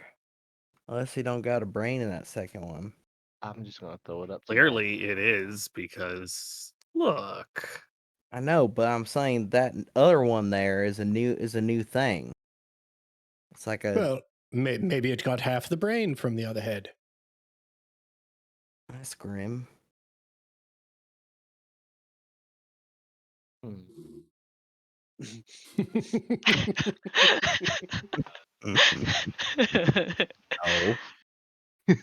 Oh.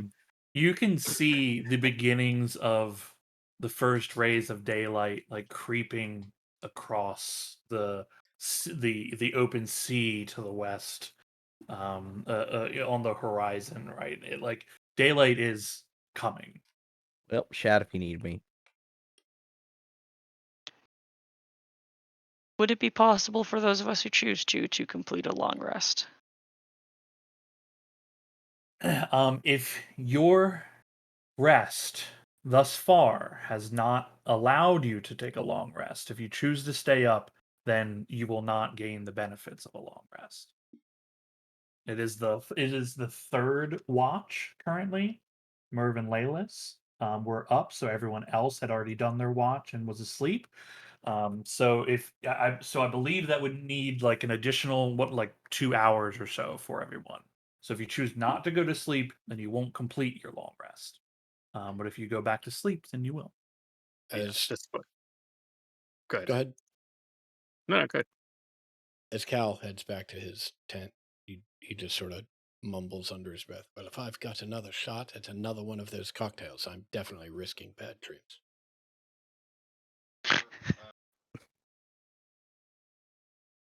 I think the hag's gonna have to try worse if she wants to actually frighten me. But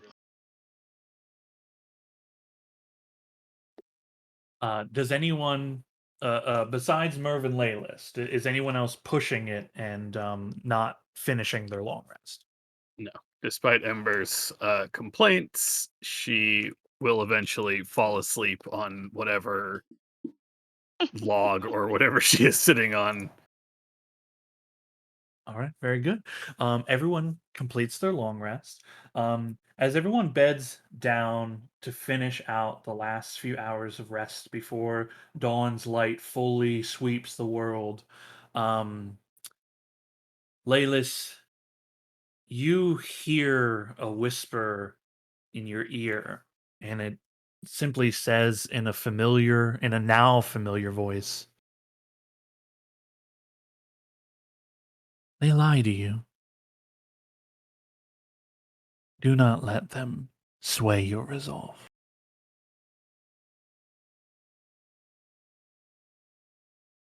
And the morning comes. That's wonderful to start the day with. Love it. Your long rests are completed. You have 1 day's journey, and on this evening, you will arrive in Karakara. Oh, great. Finally, I want a real bed. It is the 18th of chess. When were we supposed to make it here again? Was it like the 20th? The We could click on the 22nd. calendar. Yep. Yeah, the 22nd is the first day of the festival. Ah, that's what the Oh, calendar wow. said. Got it. Yeah, Okay. so you are arriving very early. It is torrential downpours today. Great.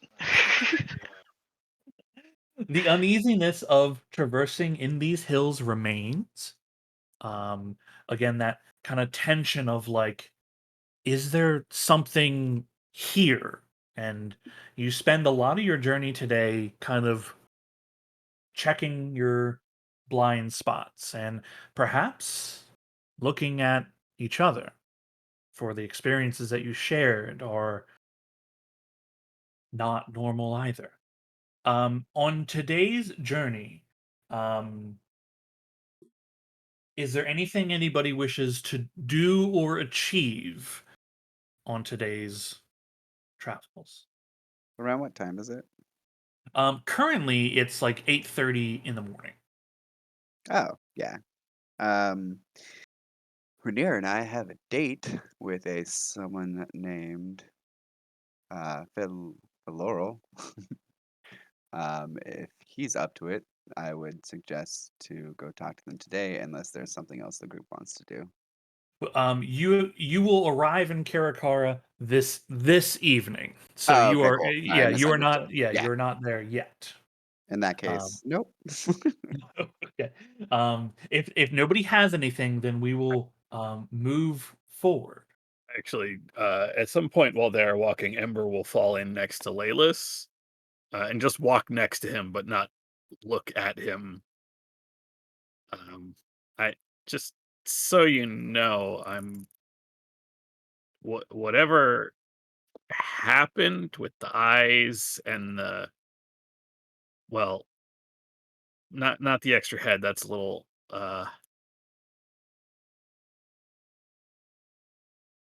But the rest of it, like I, I know what that's like a little bit.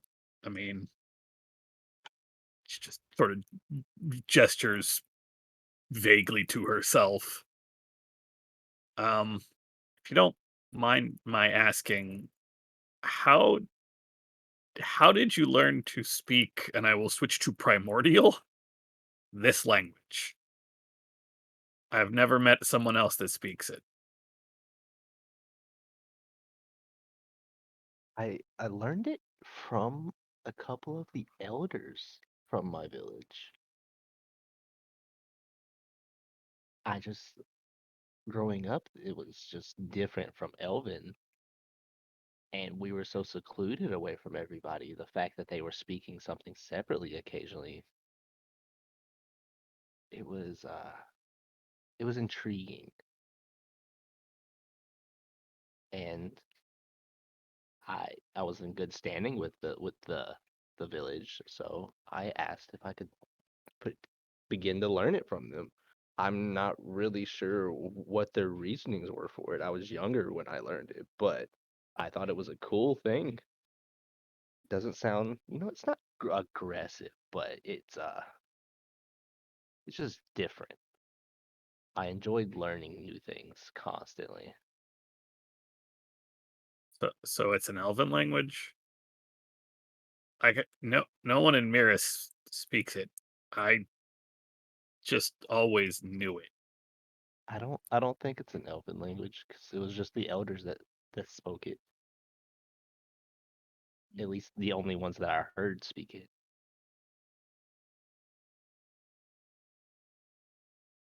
So I assumed by that default that they learned it from somewhere before they settled into the village.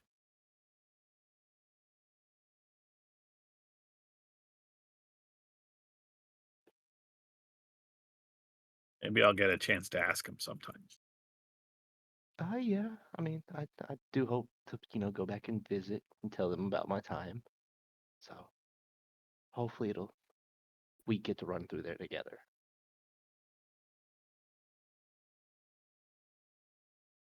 And if you do, and we all make it there, then I'll gladly give you a tour around. And if you want, we can go straight to the elders. No, that you, you all got to meet my parents. I intend to meet everybody's parents. Dominic, we're meeting your parents. Wow. Okay. uh, you may want to bring the volume down when you meet them, but sure. You were a little ways up. I was just trying to not be rude and whisper, make sure you heard me. Oh, okay. I take like a deep breath, and I'm like, "Wait, Dom, can your parents see the dead too?" Not that they've told me, but if they can, I'm be a little myth that I never knew. Huh. Huh. Ooh, now I'm curious about everybody's parents. Yeah, you know what? Rainier, Yeah. where are your folks? You Dead want to and meet them? buried. Oh, Oh, okay. Dang. Well, that Tom. just I can still meet them. Yes, we'd like to meet Rainier's parents. We may That's meet. fine. I don't know if we go where they're buried or where they died, but I can try. I mean, it's not like they died terribly. It's just one of those reasons that, we went into the militia because there weren't nobody at home. So they're probably, I'd think, near their graves. huh. Okay. Cal, what about your parents? told us his parents are in Bastion, right? Oh, yes. The Clethintilos. Bastion Contithula. Yeah, see? Yes. Ah. Yes. Okay. Merv, now, what about your parents? Yeah, they're dead. Oh, oh, It's not so bad once you start reaching a certain I point, mean, like, yeah, What? they lived a fine life and they got to go into Marskim ditch like the rest of them.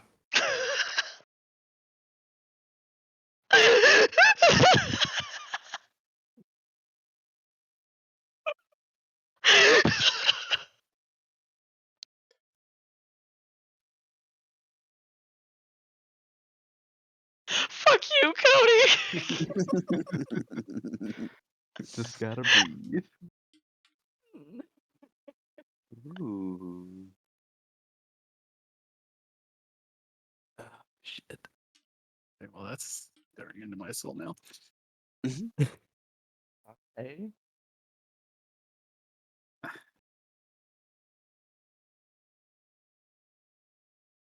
Hey, well, let me do my math real quick. 2 Oh. out of 6. How old are you, Merv? Uh, 68. 68.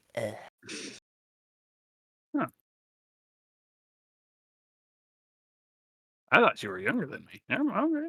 That's, I mean, why is that? I don't know.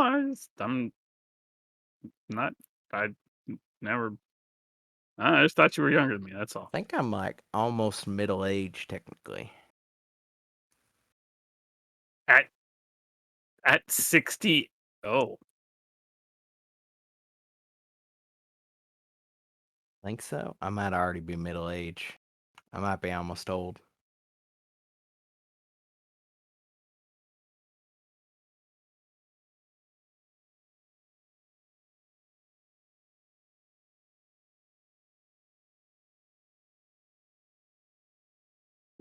Well, now I'm sort of curious. Have we already done this game? But how old is everyone game? Yeah. Oh, I don't think so, because I would have probably remembered that Merv is older than me. I really didn't think you would be. Well, I believe you've remarked before, Amber, that you were 50. Yep. 50 or 54. That number's coming to mind for some reason. Nope. Even 50. Oh, congrats.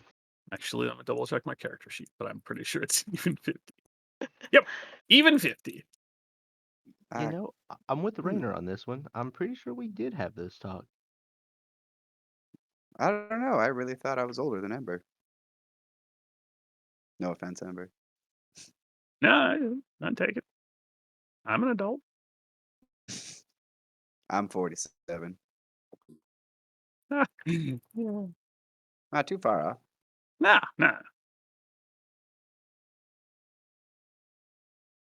What about you, Cal? What's that now? How old are you?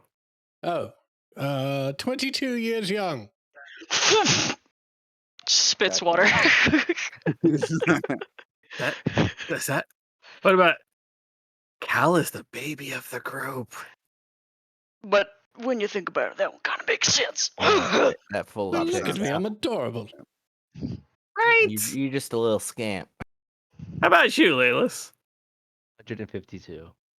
100 Yeah, but in elf years, that's like 20. Yeah, no, I'm like a little bit younger than Cal, basically. It's like About a the same age. teenager Okay, in elf now years. see, but that doesn't because I'm 50, but like in dwarf, like I'm younger than Cal. Mm-hmm.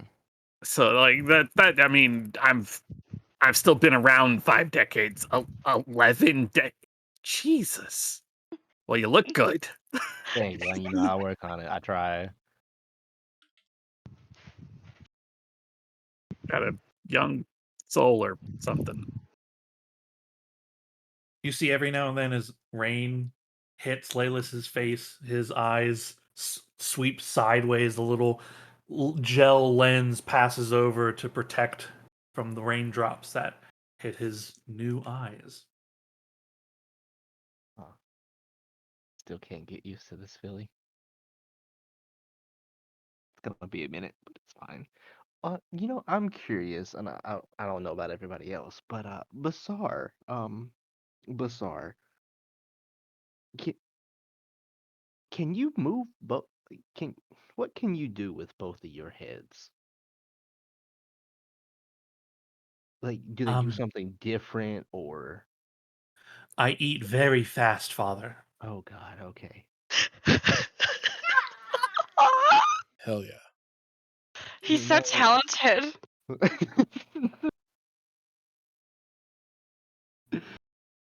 Sean, this is a question for you then. When he's summoned, he's still one element. Yeah, he Okay. works. He works the same, although his bite is different. Mechanically, because two heads are biting at the same time, instead of 1d6, he's doing 2d4. So the damage is up a little bit Okay. because of that. Okay. Wonderful. Yeah. With that question, does he get like with one head, can he bite and the other head do something else, or is it, same? Not currently, because he's Okay. still just a little guy. Okay. So I gave him just a little tiny boosty. It's because you got to Um, train that second one. Yeah. The you hear Basar say, "Father, I've always had two heads."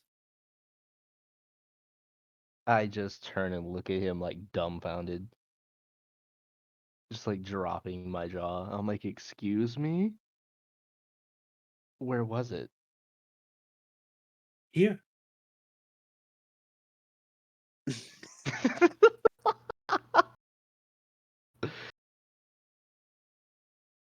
Um, so you mean since I've known you, you've just had two? And I wasn't, how do I put this? I guess I couldn't see it, is what you're saying? Of course. And you've always had her blessing. Uh-huh. Okay. Okay. You and I might have to go make a visit to her eventually about how I've always had her blessing and when it came about. Because like we just talked about, been around for like 11 decades, and I don't really think this has came up yet.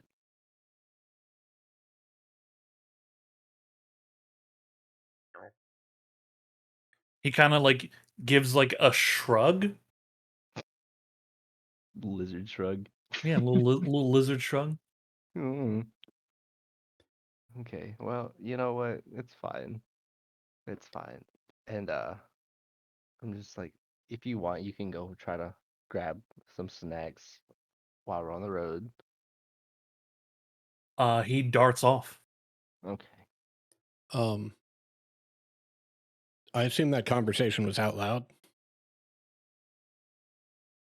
Yeah, you guys don't speak telepathically, but it is in Draconic since Basar only speaks Draconic. Right. Well, I Okay. speak Draconic. Yeah. Right. And so when Basar scampers off, I'll just approach Leylas. Take it from me, friend. Best, when it comes to questions of weirdness and reality, best not grip it too tight. You're much more likely to slip through your fingers that way. Just look at it from like 1,000 feet. Just go with the flow. Clap him on the back. I like the new eyes. Thank you. And then at the same time, he just like looks at Cal and he's like, so be forward with me. Are all draconic people what's the word? What is the word I'm looking for? Uh what is this word? I know this. Do you all speak in cryptics? Well, I can tell you one thing for certain. I don't know all draconic people. Cal saunters forward. Fair enough. Fair enough. Okay. Wow. You spend the next hours of the day trudging through the rain and mud and muck, and Basar is rolling around in it and lapping it up and having a wonderful time. His two heads and necks wiggling as he runs. Also, surprisingly, I made him cold before you said it was raining, and they just went together. Okay, cool. The evening approaches as the rain begins to temper itself off before dissipating entirely. And you come over the last crest, and before you, sitting in a valley of high rise hills that actually have mountainous mountainous tops to them, rocky edges, almost like a natural fortress of sorts surrounding this little village, not so little anymore, Karakara. There are tents surrounding this city. If you've ever been to a large like music festival and you have those tent cities that just extend onward, this surrounds the entire city. And you see as the evening light begins to disappear, torches and lanterns lighting up all throughout the tents and all throughout the city. And you see the large expanse of Lake Ventnok and a few boats out there on the lake itself. You begin to see lights rising above the city. And as you make your way further in, you begin to see that people have lit lanterns that are lifting up and up and up. And there are hundreds and hundreds of these lanterns lifting into the sky. Before you is the wonderful city of Karakara, nestled within these strange crooked hills, a place of respite. And for most folk, a wonderful vacation destination. You arrive wet and soggy in town this evening. Let's jump some time. It's almost like just past 8, almost 9 o'clock or so, as you guys are actually like making your way through the tent city coming into town. A few things that you notice. One, there's a shit ton of people here. A lot of people are getting drunk. There's a lot of festivities. It seems the early arrivals to the festival, for them, the festival begins much earlier than on the 22nd.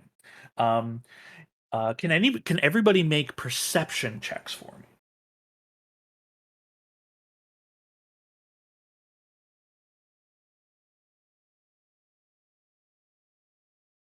Yo, new eyes doing work. Uh, I mean, I know you probably didn't mean him. Oh, there it goes. Never mind. Where is it at? Yes. So you get to roll twice because he has 2 sets of eyes. No, he just rolls It one. turns out he just can't see with either of them.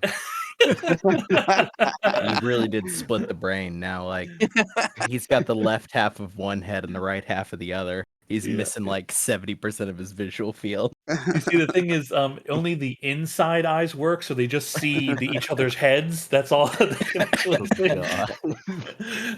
Still working it out. As you make your way through, something that you hear and begin to hear and then see, Laylis, Dom, and Ember. You can hear, you see a couple people talking to some guards in the tent city. And you see several of which are Karakara guards. You know this because they don't wear the same colors as Maras or Bastion, but you also see Bastion militia here. That are also like making the rounds in Tent City. It appears that during this time, Karakara requires more help keeping things in order, and the only force large enough to do so is portions of the militia. So you do notice that Bastion has a presence here. Um, and the three of you here see and hear a conversation happening between some of the Karakaran guards and some of the people in the tent city. And the citizens here seem to be like very distressed, and you hear them saying like, "But she's been missing for days now. I've already talked to you about this, and I've made a report, and I've done everything proper, but I haven't heard back anything. I'm starting to get worried." And you hear the guard saying, "Well, if you filled out all the paperwork and you've brought it to our attention, then I'm sure we're looking into it. But you must understand there's so many people here. Perhaps they just, look, I don't know how close the two of you were, but, maybe she found someone she fancied." That's, excuse me? Look, I'm just saying, stranger things have happened, friend. A lot of drinking goes on. I'm sure she'll turn up. And that conversation continues. You actually hear and see two other conversations of a similar nature of people talking about like someone is missing and the guards aren't doing anything about it. So you notice that as you're making your way through town. Through the tent city into town proper. Arriving into town proper, what do you do?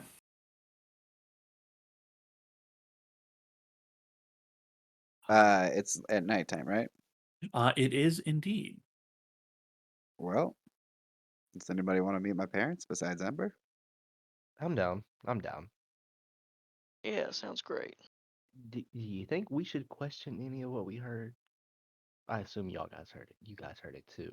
Right.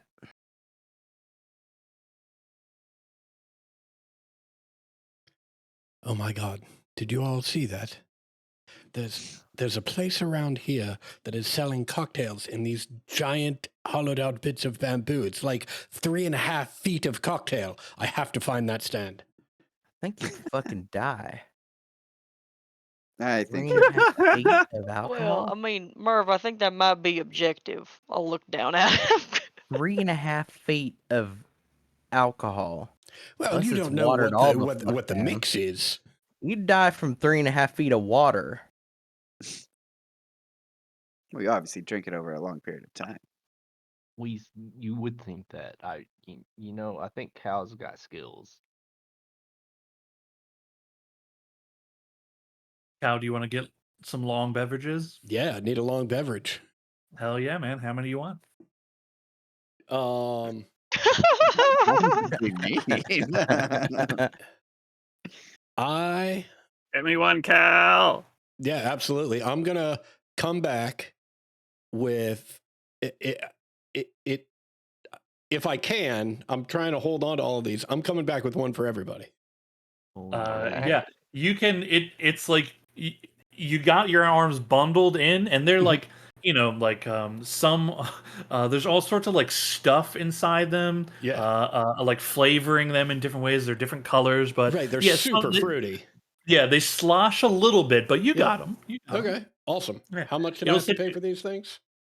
For each one of these things, is 2 silver apiece for each one. Yeah, great. Love it. Yeah, so I Silver. return and I will try and hand these off to whoever wants them, or I'll try and hand them off to everybody, hoping that everyone wants one. Wait. Abso-fucking-lutely. Before I take this, you said 2 silver for 3.5 feet of an alcoholic beverage. Allow me as a and I look around at all of these individuals who are older than I am and say, as the most experienced drinker here, when it comes to an item like this, I mean, dwarf. I said what I said. When it comes to an item like this, it's really more about the Proof. the keepsake of the bamboo mug, if you will, as sort of a tourist souvenir. The inside of this, yes, there's alcohol in here, but it's quite watered down, and there's some fruit, probably fruit that was just on the verge of going bad and couldn't be sold as fruit itself. But quantity over quality, and when in Rome or Caracara, well, get drunk is usually how I approach being in the Black eye. city. Yep. I'm not opposed to it. You know what? Yes, I will take one, Cal. Wonderful. I'm not. And I'll just like take a sip of it. I just assume that 3.5 feet for 2 silver just means you're about to get fuckity fucked up. I mean, I think Better, they want it's you a to- fucking party here. I think they want you to keep coming back and buying more. You shut- Well, This girl gets it. All right. I believe Ember has the Whose voice idea. was that? Sean, what proof is this swill? I don't care. I Yeah. am chugging 3 feet of booze. Oh my god. No. If Amber's chugging 3 feet of booze, right?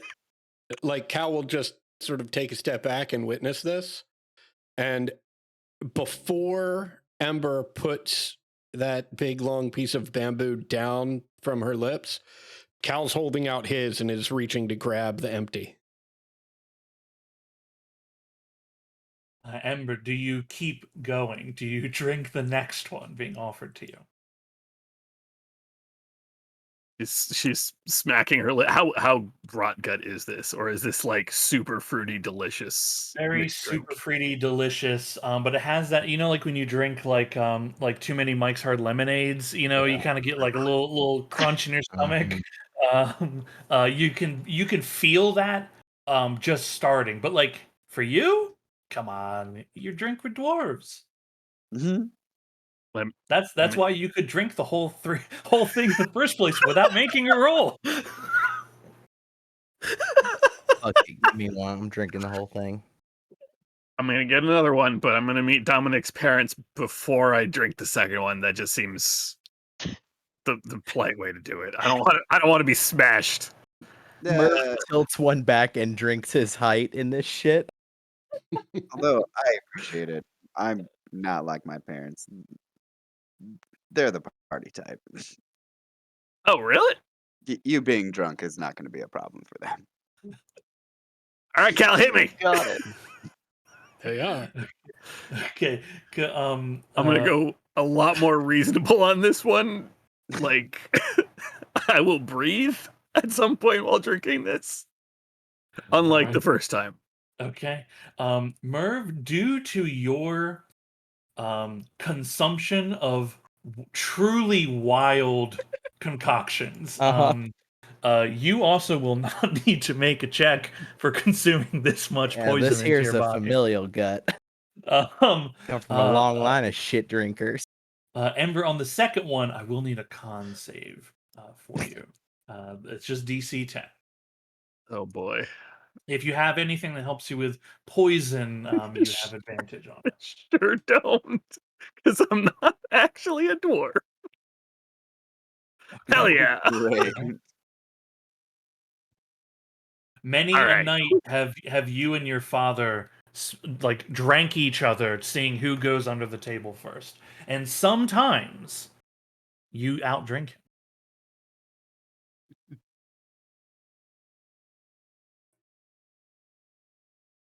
Ember, Yeah, Cal.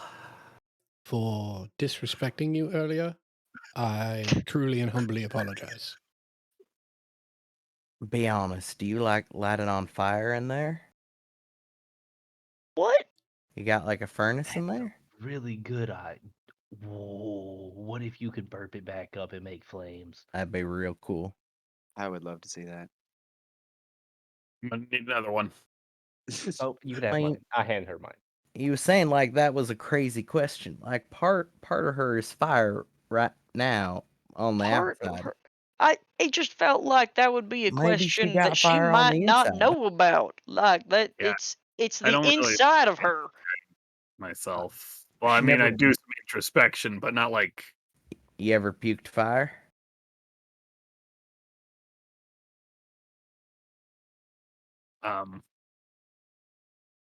No. Okay, and you probably ain't fire inside. We could attempt it. Ember, do you want to attempt to burp fire?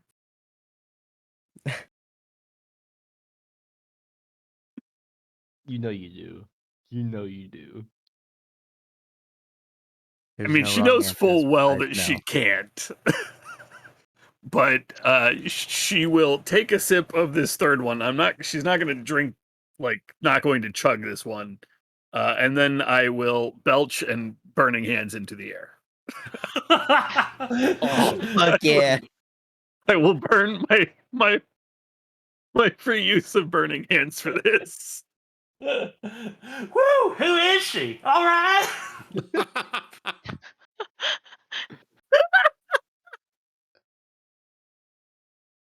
Oh yes. That was great. We've gone from homeschool energy to first day in college energy. All right. Yeah. Okay. You all get fucking lit from festival drinks. A whole bunch of people, like, a crowd is gathered around because like fucking Party Central's happening over here. A lot of people are, like just like, clapping and enjoying the fire show that goes off. Do you want to It's spend about more time? Do you want to spend more time like partying it up here, or you guys want to do anything different? Want to go meet Tom's parents? Yeah, Yeah. we should yeah. All right, hell yeah. Okay, you take your drinks with you and then head in the direction of Dom's parents, Say Dom. wherever they are. Same question I asked Amber. I don't Any think like he has fire belly. no. Strong. Any like topics you don't want to talk about? Like off limits things you don't want to bring up? Yeah. I'm gonna ask them about the speaking to dead thing Right. on my own. Uh, so I guess just leave that part out of it. hmm But other than that, What not about really. all the murder? I mean, murder? I mean, it's not murder, it's killing, but Yeah. But I mean, we did everything in self-defense. Everything was on the right. up and up. I don't think we did anything morally I mean, evil. but you're like pretty good at it, is the thing. So Oh, sorry. Go ahead, Cal. so we should tell them about the cockslayers. Right. I think they would very much appreciate that. Should we call it cock slang when we bring it up? I trust your I'm like judgment. directing this question at Cal. It's just like, Hmm? What was that? should I'm we sorry. should we call it cock slaying when we bring it up to Dom's parents? Well, yes, I thought we were calling ourselves the cockslayers. Is that not the I name of I our don't intrepid see little group? anything. Workshop I don't see anything wrong with that technically until I get in trouble for it in Bastion. So we should be fine. slayers, killers, vanquishers, I don't know. Slayers just roll off the tongue. cockslayers. Cock slayers. It feels right. Yes, cockslayers. It feels good. I mean, I know you know what you're doing, and it's a fine bit, but you don't have to acknowledge it's a bit. I'm just not gonna let you get away with that. I don't understand. hmm Remember, he's a young, fresh-faced, Right, definitely doesn't infantile like 20, cops. 22, 22. Look, we fought many cocks, and we laid them all low. Cockslayers, of course. Naturally. They didn't were go bad them. cocks. It's true. Right. Those cocks had a bite to them. Merv is like has pulled the hat down over his face slightly and is looking at the ground as he's giggling. It matters not the number or the size. I think we even burned a few of them. I think we're about ready to see Dom's parents now. I think that's appropriate. You don't want to talk about burning cocks? Grind those cocks into the ground. That's right. Some of them almost made us hard. Very good point, Dom. Yeah, honestly, I think we could stop at I that mean, one. You fucking won. Good shit, dude. That was almost made Rainier hard like 4 or 5 times in a row. What can I say? I had to give him a special liquid and make it though he didn't get hard. Murph is just actively please save giggling us. to the ground. Please save us, and tell us where your parents are.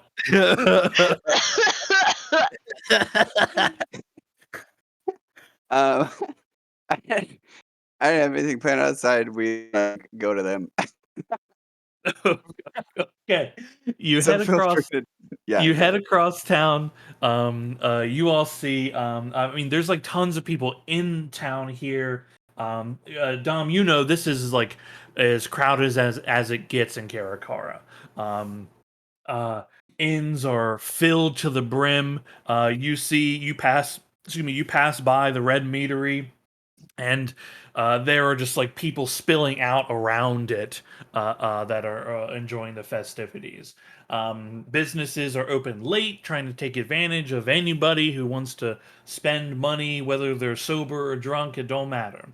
You head through town, and you arrive to the house where your parents live. You step inside. And inside are Vossler and Lucretia. And they see you, and they sit up from the table and rush to give you a hug and welcome. They say to you, "Oh, you were gone for so long. We didn't know when you'd be coming back from the funeral." Yeah, sorry. I guess I should have been more upfront about that, but we actually made really good time. So I guess I would have been off had I told you, anyways. Oh, well, I mean, you're certainly in time for the festival, that's for sure. But um, y- you're old enough to take care of yourself. We know that. Just we worry. Mm, I know. Worry no longer. Look, I made friends. Oh, we have company, it would seem. Come in, come in. Please, if you wouldn't mind taking your shoes off. Merv looks at his bare feet. You can just wipe those. Yeah, I'll just wipe these off real quick. You got like any like booties I could wrap them in, or I give you a pair of socks, an extra pair of socks. yeah, Merv pulls them up. They should go up to like his fucking like mid calf. They only go up to like his ankle because of the big halfling feet. Yeah. Um. You all are welcomed inside. They get drinks and provide like little snacks and whatnot for. They weren't expecting this many people. The house is pretty humble by most standards. But they bring some chairs from some other rooms and light a few more candles in here. And they, introduce themselves. Hello, my name's Vossler. And hi, I'm Lucretia, and all of you are. Hi. I'm Ember Prime. It's very nice to meet you. Dom has told us very little about you, actually, but it's very Virtually nice to meet nothing. you anyway. My name is Laylis. Hello, hello. Merv Marshskim at your service. Rainier Catterfeld, and I'll make room for Cal. It is lovely to meet you, Calavunax Clepthintilar of the Bastion Clepthintilars. You have done a wonderful job with your son, Dom. He's quite the individual. Saved my life numerous times on our adventures out here. Truly, thank you for doing such a wonderful job. Oh gosh. He puts his hand to the back of his head and starts scratching. They exaggerate it, I assure you. Oh, well, it seems like Dom, you've done right by these people. I've done okay. And he Well, smiles. we know that you would. Dom here's helped a lot of folk here in Bastion.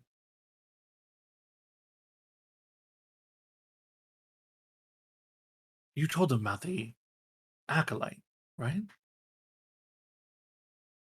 The what? Your time at the temple. Oh, I've alluded to it. I didn't really go into the history there too much. He's You're a humble. man of the cloth, Dom.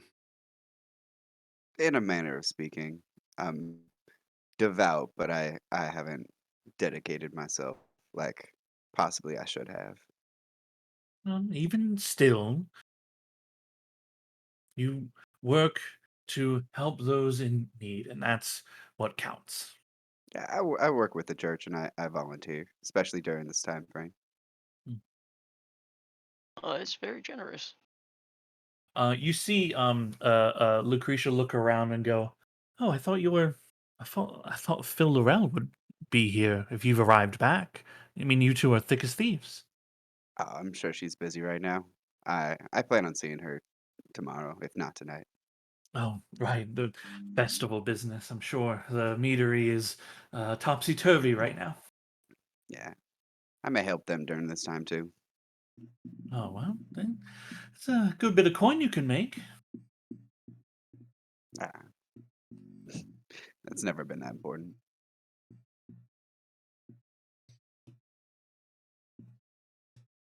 So what is it you would all like to do here? They're here for the festival. I couldn't stop talking about it, and I pushed for us to get here, make sure we got here on time for it. Oh, very good, very good. Well, My have first any? time. Oh, I was going to ask if anybody had been here before, but first timers. Okay, Yeah, well, yeah. Pace yourselves. Not too many of those things. These like Vossler's pointing to the drinks in people's hands. They are pretty cheap, but after a few of them, it's. Ember hides hers behind her back. Well, we do appreciate the warning, but at least in some of our cases, and I'll tip my hat towards Ember, you're talking to real professionals. I see. Well, the festival here is second to none. Oh, I almost forgot. I will pull out the remaining bottle of wine that Hellman gave me. A gift from all of us to you. Acquired on our travels. It's quite delicious. Oh, that's so thoughtful. And Lucretia takes it. And shall we, or are you all fine with your drinks you have? We wouldn't want to impose, and we've certainly had enough of nods towards the bottle on the way. Oh, well, perhaps we'll save it for a special occasion, Vossler. Hmm.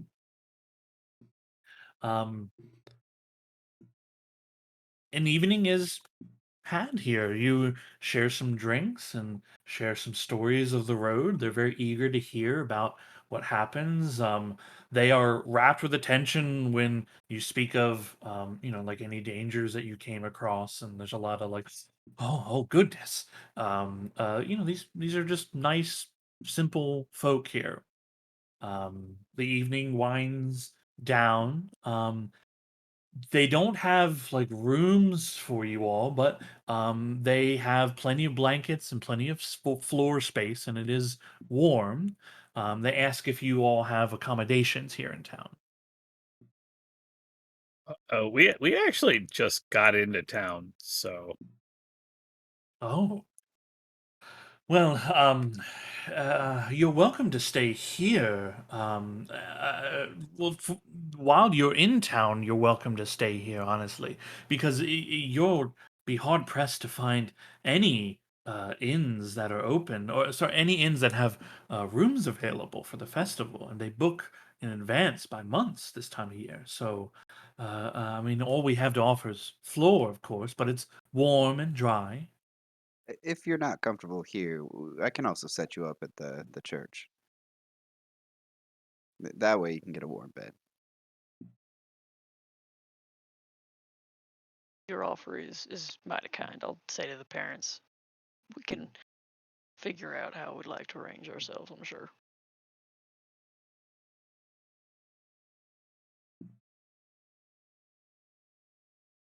But Dom, you say the church. Uh, which I don't know that we saw one on our way through. Which one? Oh, Temple of Sanin. Well, That's the one I was an acolyte of. is it still raining outside? No. All right. Well, how do we want to set ourselves up for the evenings?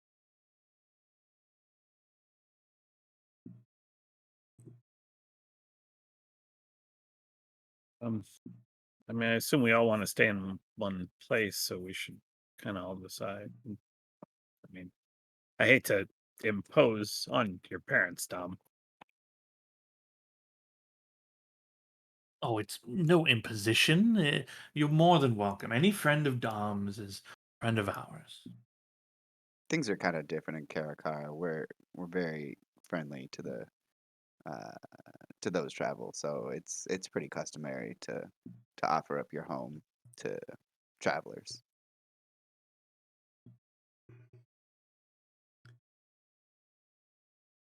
Um, Kind of. so we've just gotten off of. Oh, I can't even recall exactly how many days of traveling through the woods and sleeping on sticks and rocks and whatnot. And there's a huge party raging in the city. Huh? And we're talking about calling it a night?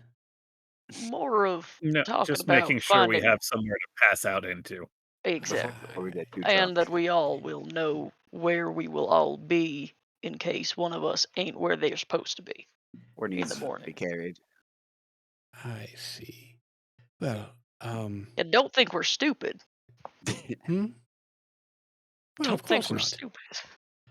Of course not. Well, I mean, I don't. How would people feel about one or more of us stumbling back in the wee hours of the morning? You probably won't make it back before they do. After they do. There we go. Oh well. That sounds like a challenge accepted. I turned to my parents. You're gonna like him a lot. I can tell. His name sounds fancy. Um, I put both of my hands on my waist, offering one arm to father and one arm to mother, right? That they can loop their arms through. Well, shall we then? Well, dear, it's been a while since we had a date night. Hmm, I'm up for it. And they take your arms.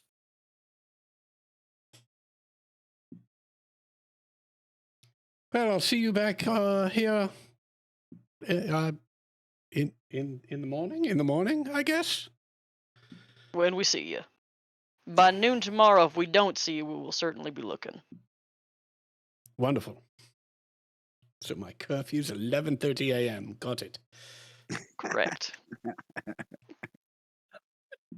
Well, let's see what trouble we can get in, shall we? Hell yeah, you and Dom's parents got off right on the top. They turns out for like kind of like laid back Karakara folk, man, they know how to party and they live here and they know everyone in town here. You find yourself in you find yourselves having an incredible time. There's dancing and singing and drinking, and then you're passed out and waking up somewhere. What does everyone else do?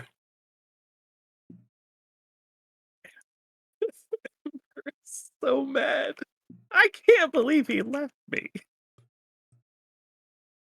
I'm also going to just make it pretty fair, like clear that I'll follow Ember, make sure she doesn't feel lonely.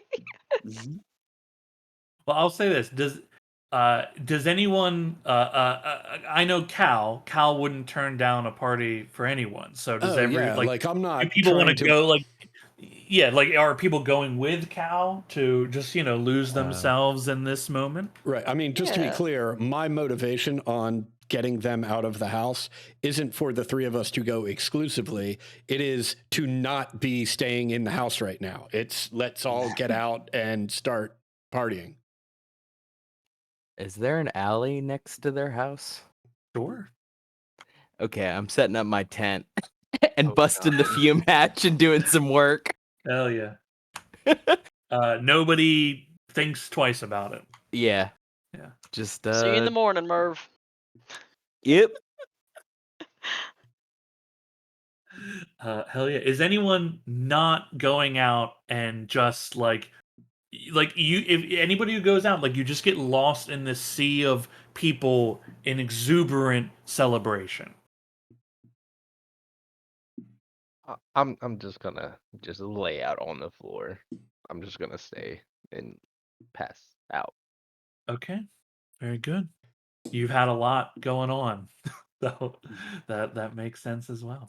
It's been a fraught couple days. And a fraught couple days. Okay, sounds like it sounds like everybody but Laylis and Merv are heading out and just enjoying the pre-festival celebrations. Um, a absolutely wonderful evening is had by everyone. Um, Merv, is there anything specific you're doing working on? Uh, Not really. Like, Merv is just taking the opportunity to number one, not have any of them around, so he could get some goddamn peace and quiet and focus. Yeah, sure. Did you, Verifying that the recipe for the healing potion that guy gave me is like legit. did Uh, you purchase it? no, no, it's basically just reading it over and like doing the theory, working on it. The basics of it, yeah, yes. Well, I know there was a talk of it, but I don't. Did he give you it? Because it would have been like I believe the offer was 750 gold to purchase the recipe. Thought he gave me something. He gave you the recipe for the poison.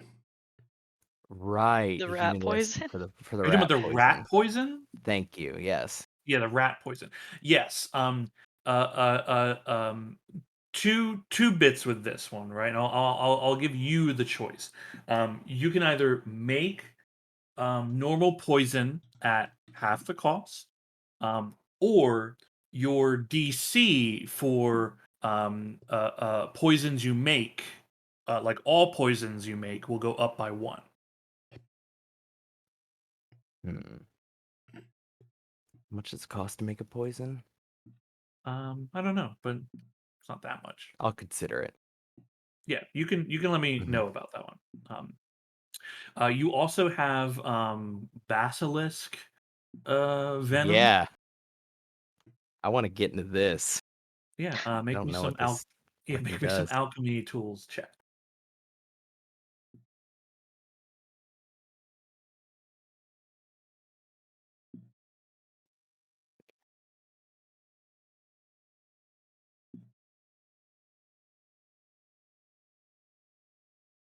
Dang. Yo, oof. Ka-ching. Okay, I you have 3 vials, I believe. finally some goddamn peace and quiet. Um, As the party rages 8 feet away. yes. Woo! Um, you you I with have these 2 venoms, vials of cockatrice venom. 2 vials? Okay. Hmm. You can synthesize from these 2 vials 2 vials of basically like cure petrification. You can turn the venom Ooh, into a cure for petrification. hell yeah. Sweet. Yeah.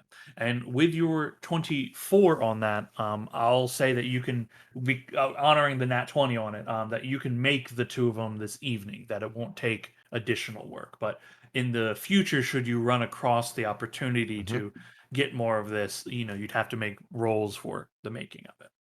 Okay. But I've learned to make the like cockatrice You know that anti-venom, so I'll from move this, forward. it is possible to make it. Yeah. Like in Yep. the future, you won't like it won't be instantly that you Hmm. can make it, you just rolled, very, very well.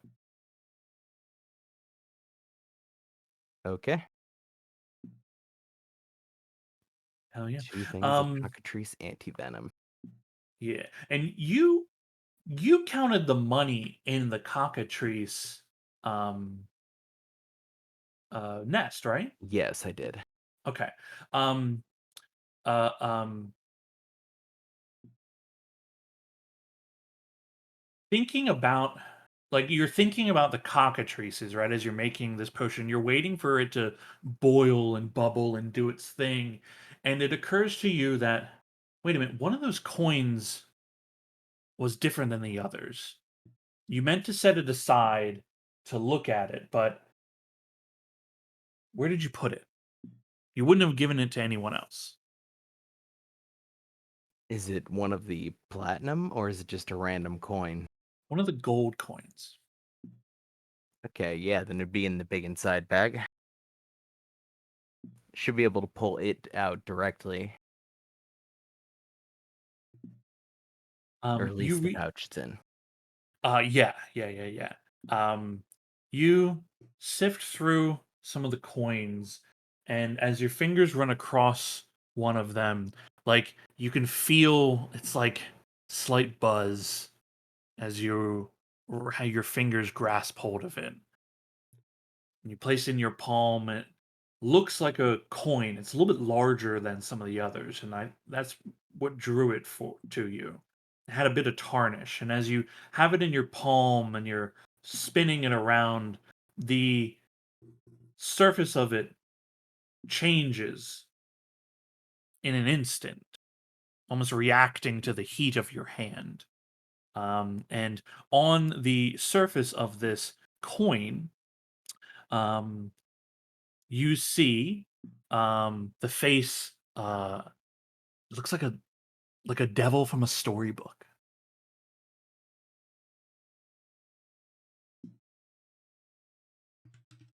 Huh. I'll definitely spend 10 minutes to do detect magic. Magical as fuck.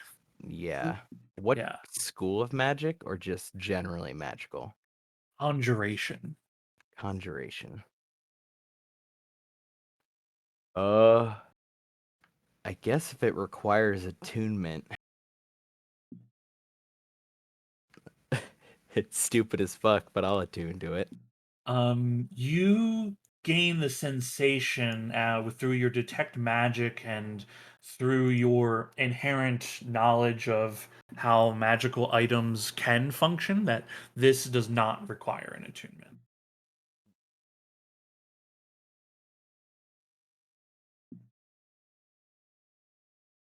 You can I'll make an Arcana check for me. Yeah, I'll like flip it, I guess.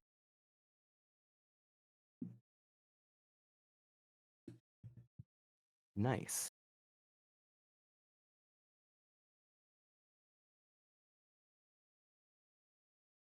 22, very good. Yes, this does not need attunement, but you do need to like. There's a function to it to use it. Um, when you flip it and toss it, how hard do you do that? Are you gently doing it, or like are you like fucking flicking this thing? The first time I probably just make it do an end over end. If that doesn't do anything, then like actually giving it a real like coin flip so it goes end over end quite a few times. You with that roll on a 22, you can see like it is reacting the harder and harder and higher it goes. Nothing is like happening with it, but like you can sense this thing wants to be tossed. Uh I will go out into the alley, um, and I will throw it like a skipping stone. Hell yeah. It skips off some of the puddles in the mud around here 10 feet, 15, 20 feet. And as the coin flips and lands at 20 feet, bursting into the alley from the coin, you see a barbed devil fill the space suddenly.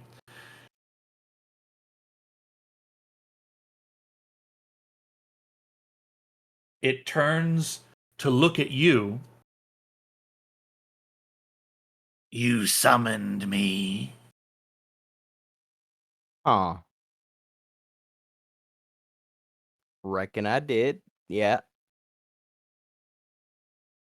What is your bidding?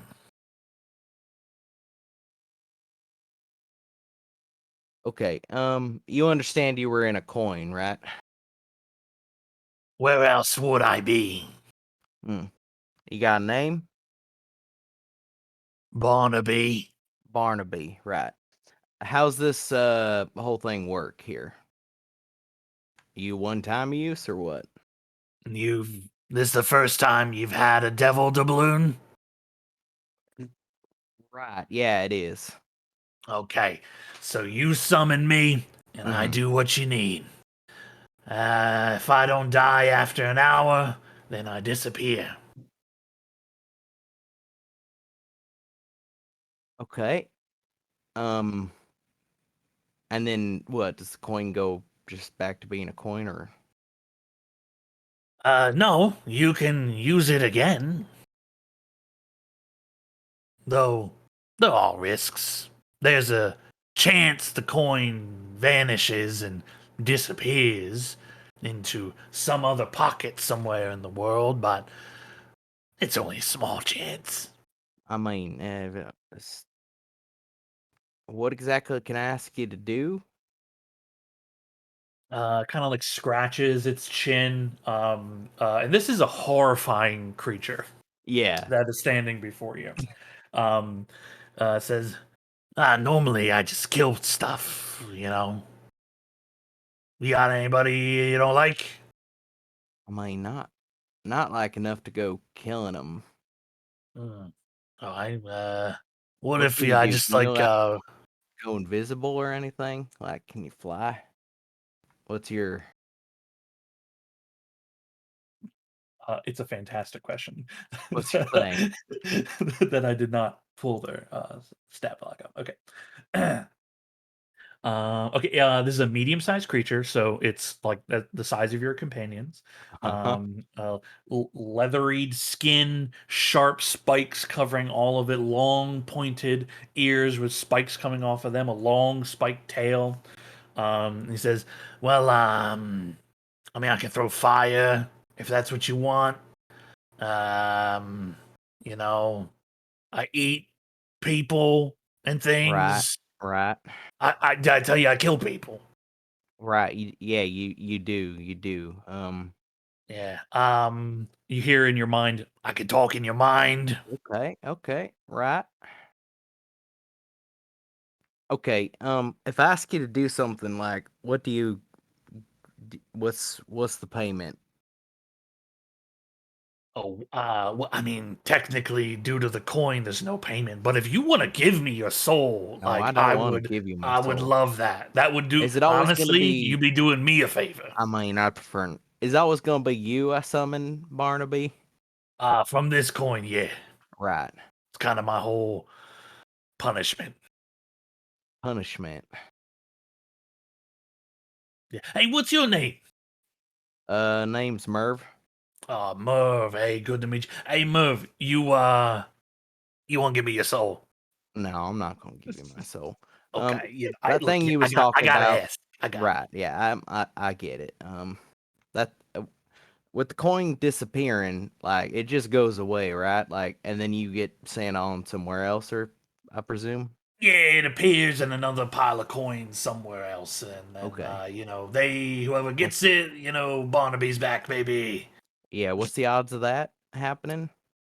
Well, it's real low, pretty low. I mean, what's real low? Like, give me a You want me ballpark to do figure. fucking math here? Okay, I mean, the kinda, math is yeah. not on the list of things I told you I do. Why not? I think. You got some kind of nerve, Merv. All I right, mean, Merv, the nerve. I was gonna ask if you just kind of wanted to, like, hang out for an hour, see what I've been up to. Wait, you want to Maybe hang out I'll with me? maybe I'll like test stuff on you. God, I don't like the sound of that. I Well, like the okay, I sound of don't. hanging out. Yeah, I we mean, could no just one's like hang. wanted to If hang we're gonna out. have like a working relationship where I call you up later to kill someone if they's trying to kill me, right? Like, it's probably good if we like sort of built a rapport between us. Yeah, okay. Can you like retract those spikes? Because I think you're gonna fuck up my tent a little This bit. is my whole deal, buddy. Right. I mean, I'm sensing that, but can you like, that's fine. So how often can I use this coin? Like once a day. Okay, and each time there's a chance it just goes away, huh? That's what they tell me. Okay, who's they? The big man upstairs. What? Which one? Oh, there's a lot of them. Trust me, you don't want to meet them. Okay, where are you when you're not out here? Like in the coin? Oh, well, yeah.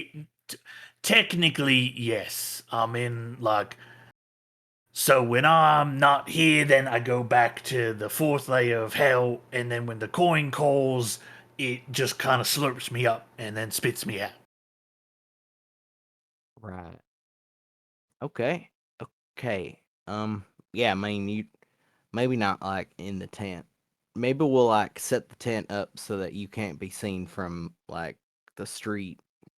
Cause Hey, nice costume, dude. okay, never. You want me to kill them? No, don't kill them. I'm trying to think of how I'd like. I guess making clothes for you'd be kind of easy as long as you're okay with holes. I You want never like a worn robe? clothes before. You know, I kind of like it all natural. I mean, don't say it like that. I could like make you a robe probably. You maybe take it back with you. I don't think it works like that, Move, but I appreciate, the kindness. You all right, Move, you know?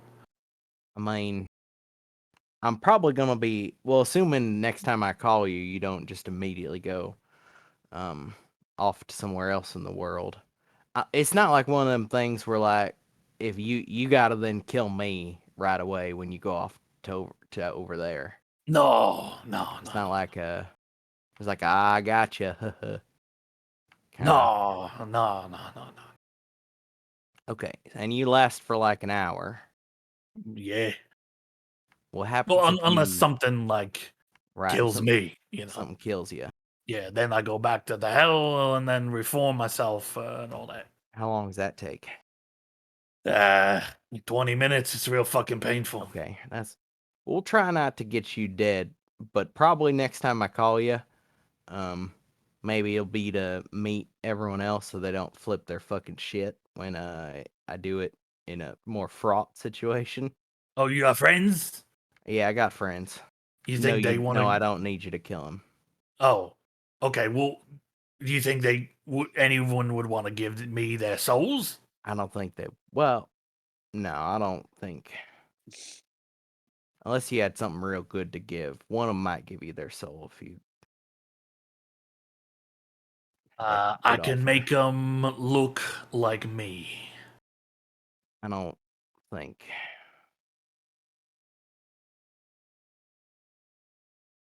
You want something to drink or Hell yeah. what do you drink or eat? Pretty much everything, a lot of rotten meat down the hells, so up here it's good. Everything's good. All right. You ain't kittens? No, no kittens. Man, I had a kitten once. Best thing. Merv is just staring at it blankly. Yeah, you just hang on here. I'm gonna go. Stops. Then we'll just sort of shoot the shit. Yeah, all right. Yeah, Merv goes back in his tent. Finish up. Barnaby, you hear Barnaby shouting shit at people walking by. He's real rude to all these Yeah, people. Barnaby's a real dirtbag. he's, he's very rude to all these people. Yeah. I'm one of the things I'm making is just a little circular mask for Barnaby to just stick to one of the spikes on his fucking head. God. Just so that whatever fucking horrible monster visage he has just has like a circular like human like wooden mask in front of it. Okay, Barnaby exists now.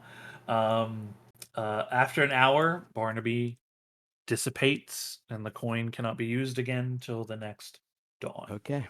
But you understand. You have a rudimentary understanding without the identify spell that you throw this coin, Barnaby appears. He doesn't seem to want to kill you, and seems to want to do whatever it is that you're asking. Since you did summon him, roll a d100 for me.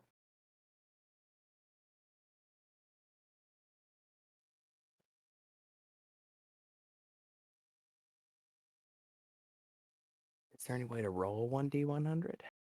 There's all sorts of ways to roll 1d100. Oh, I see. I Um, see.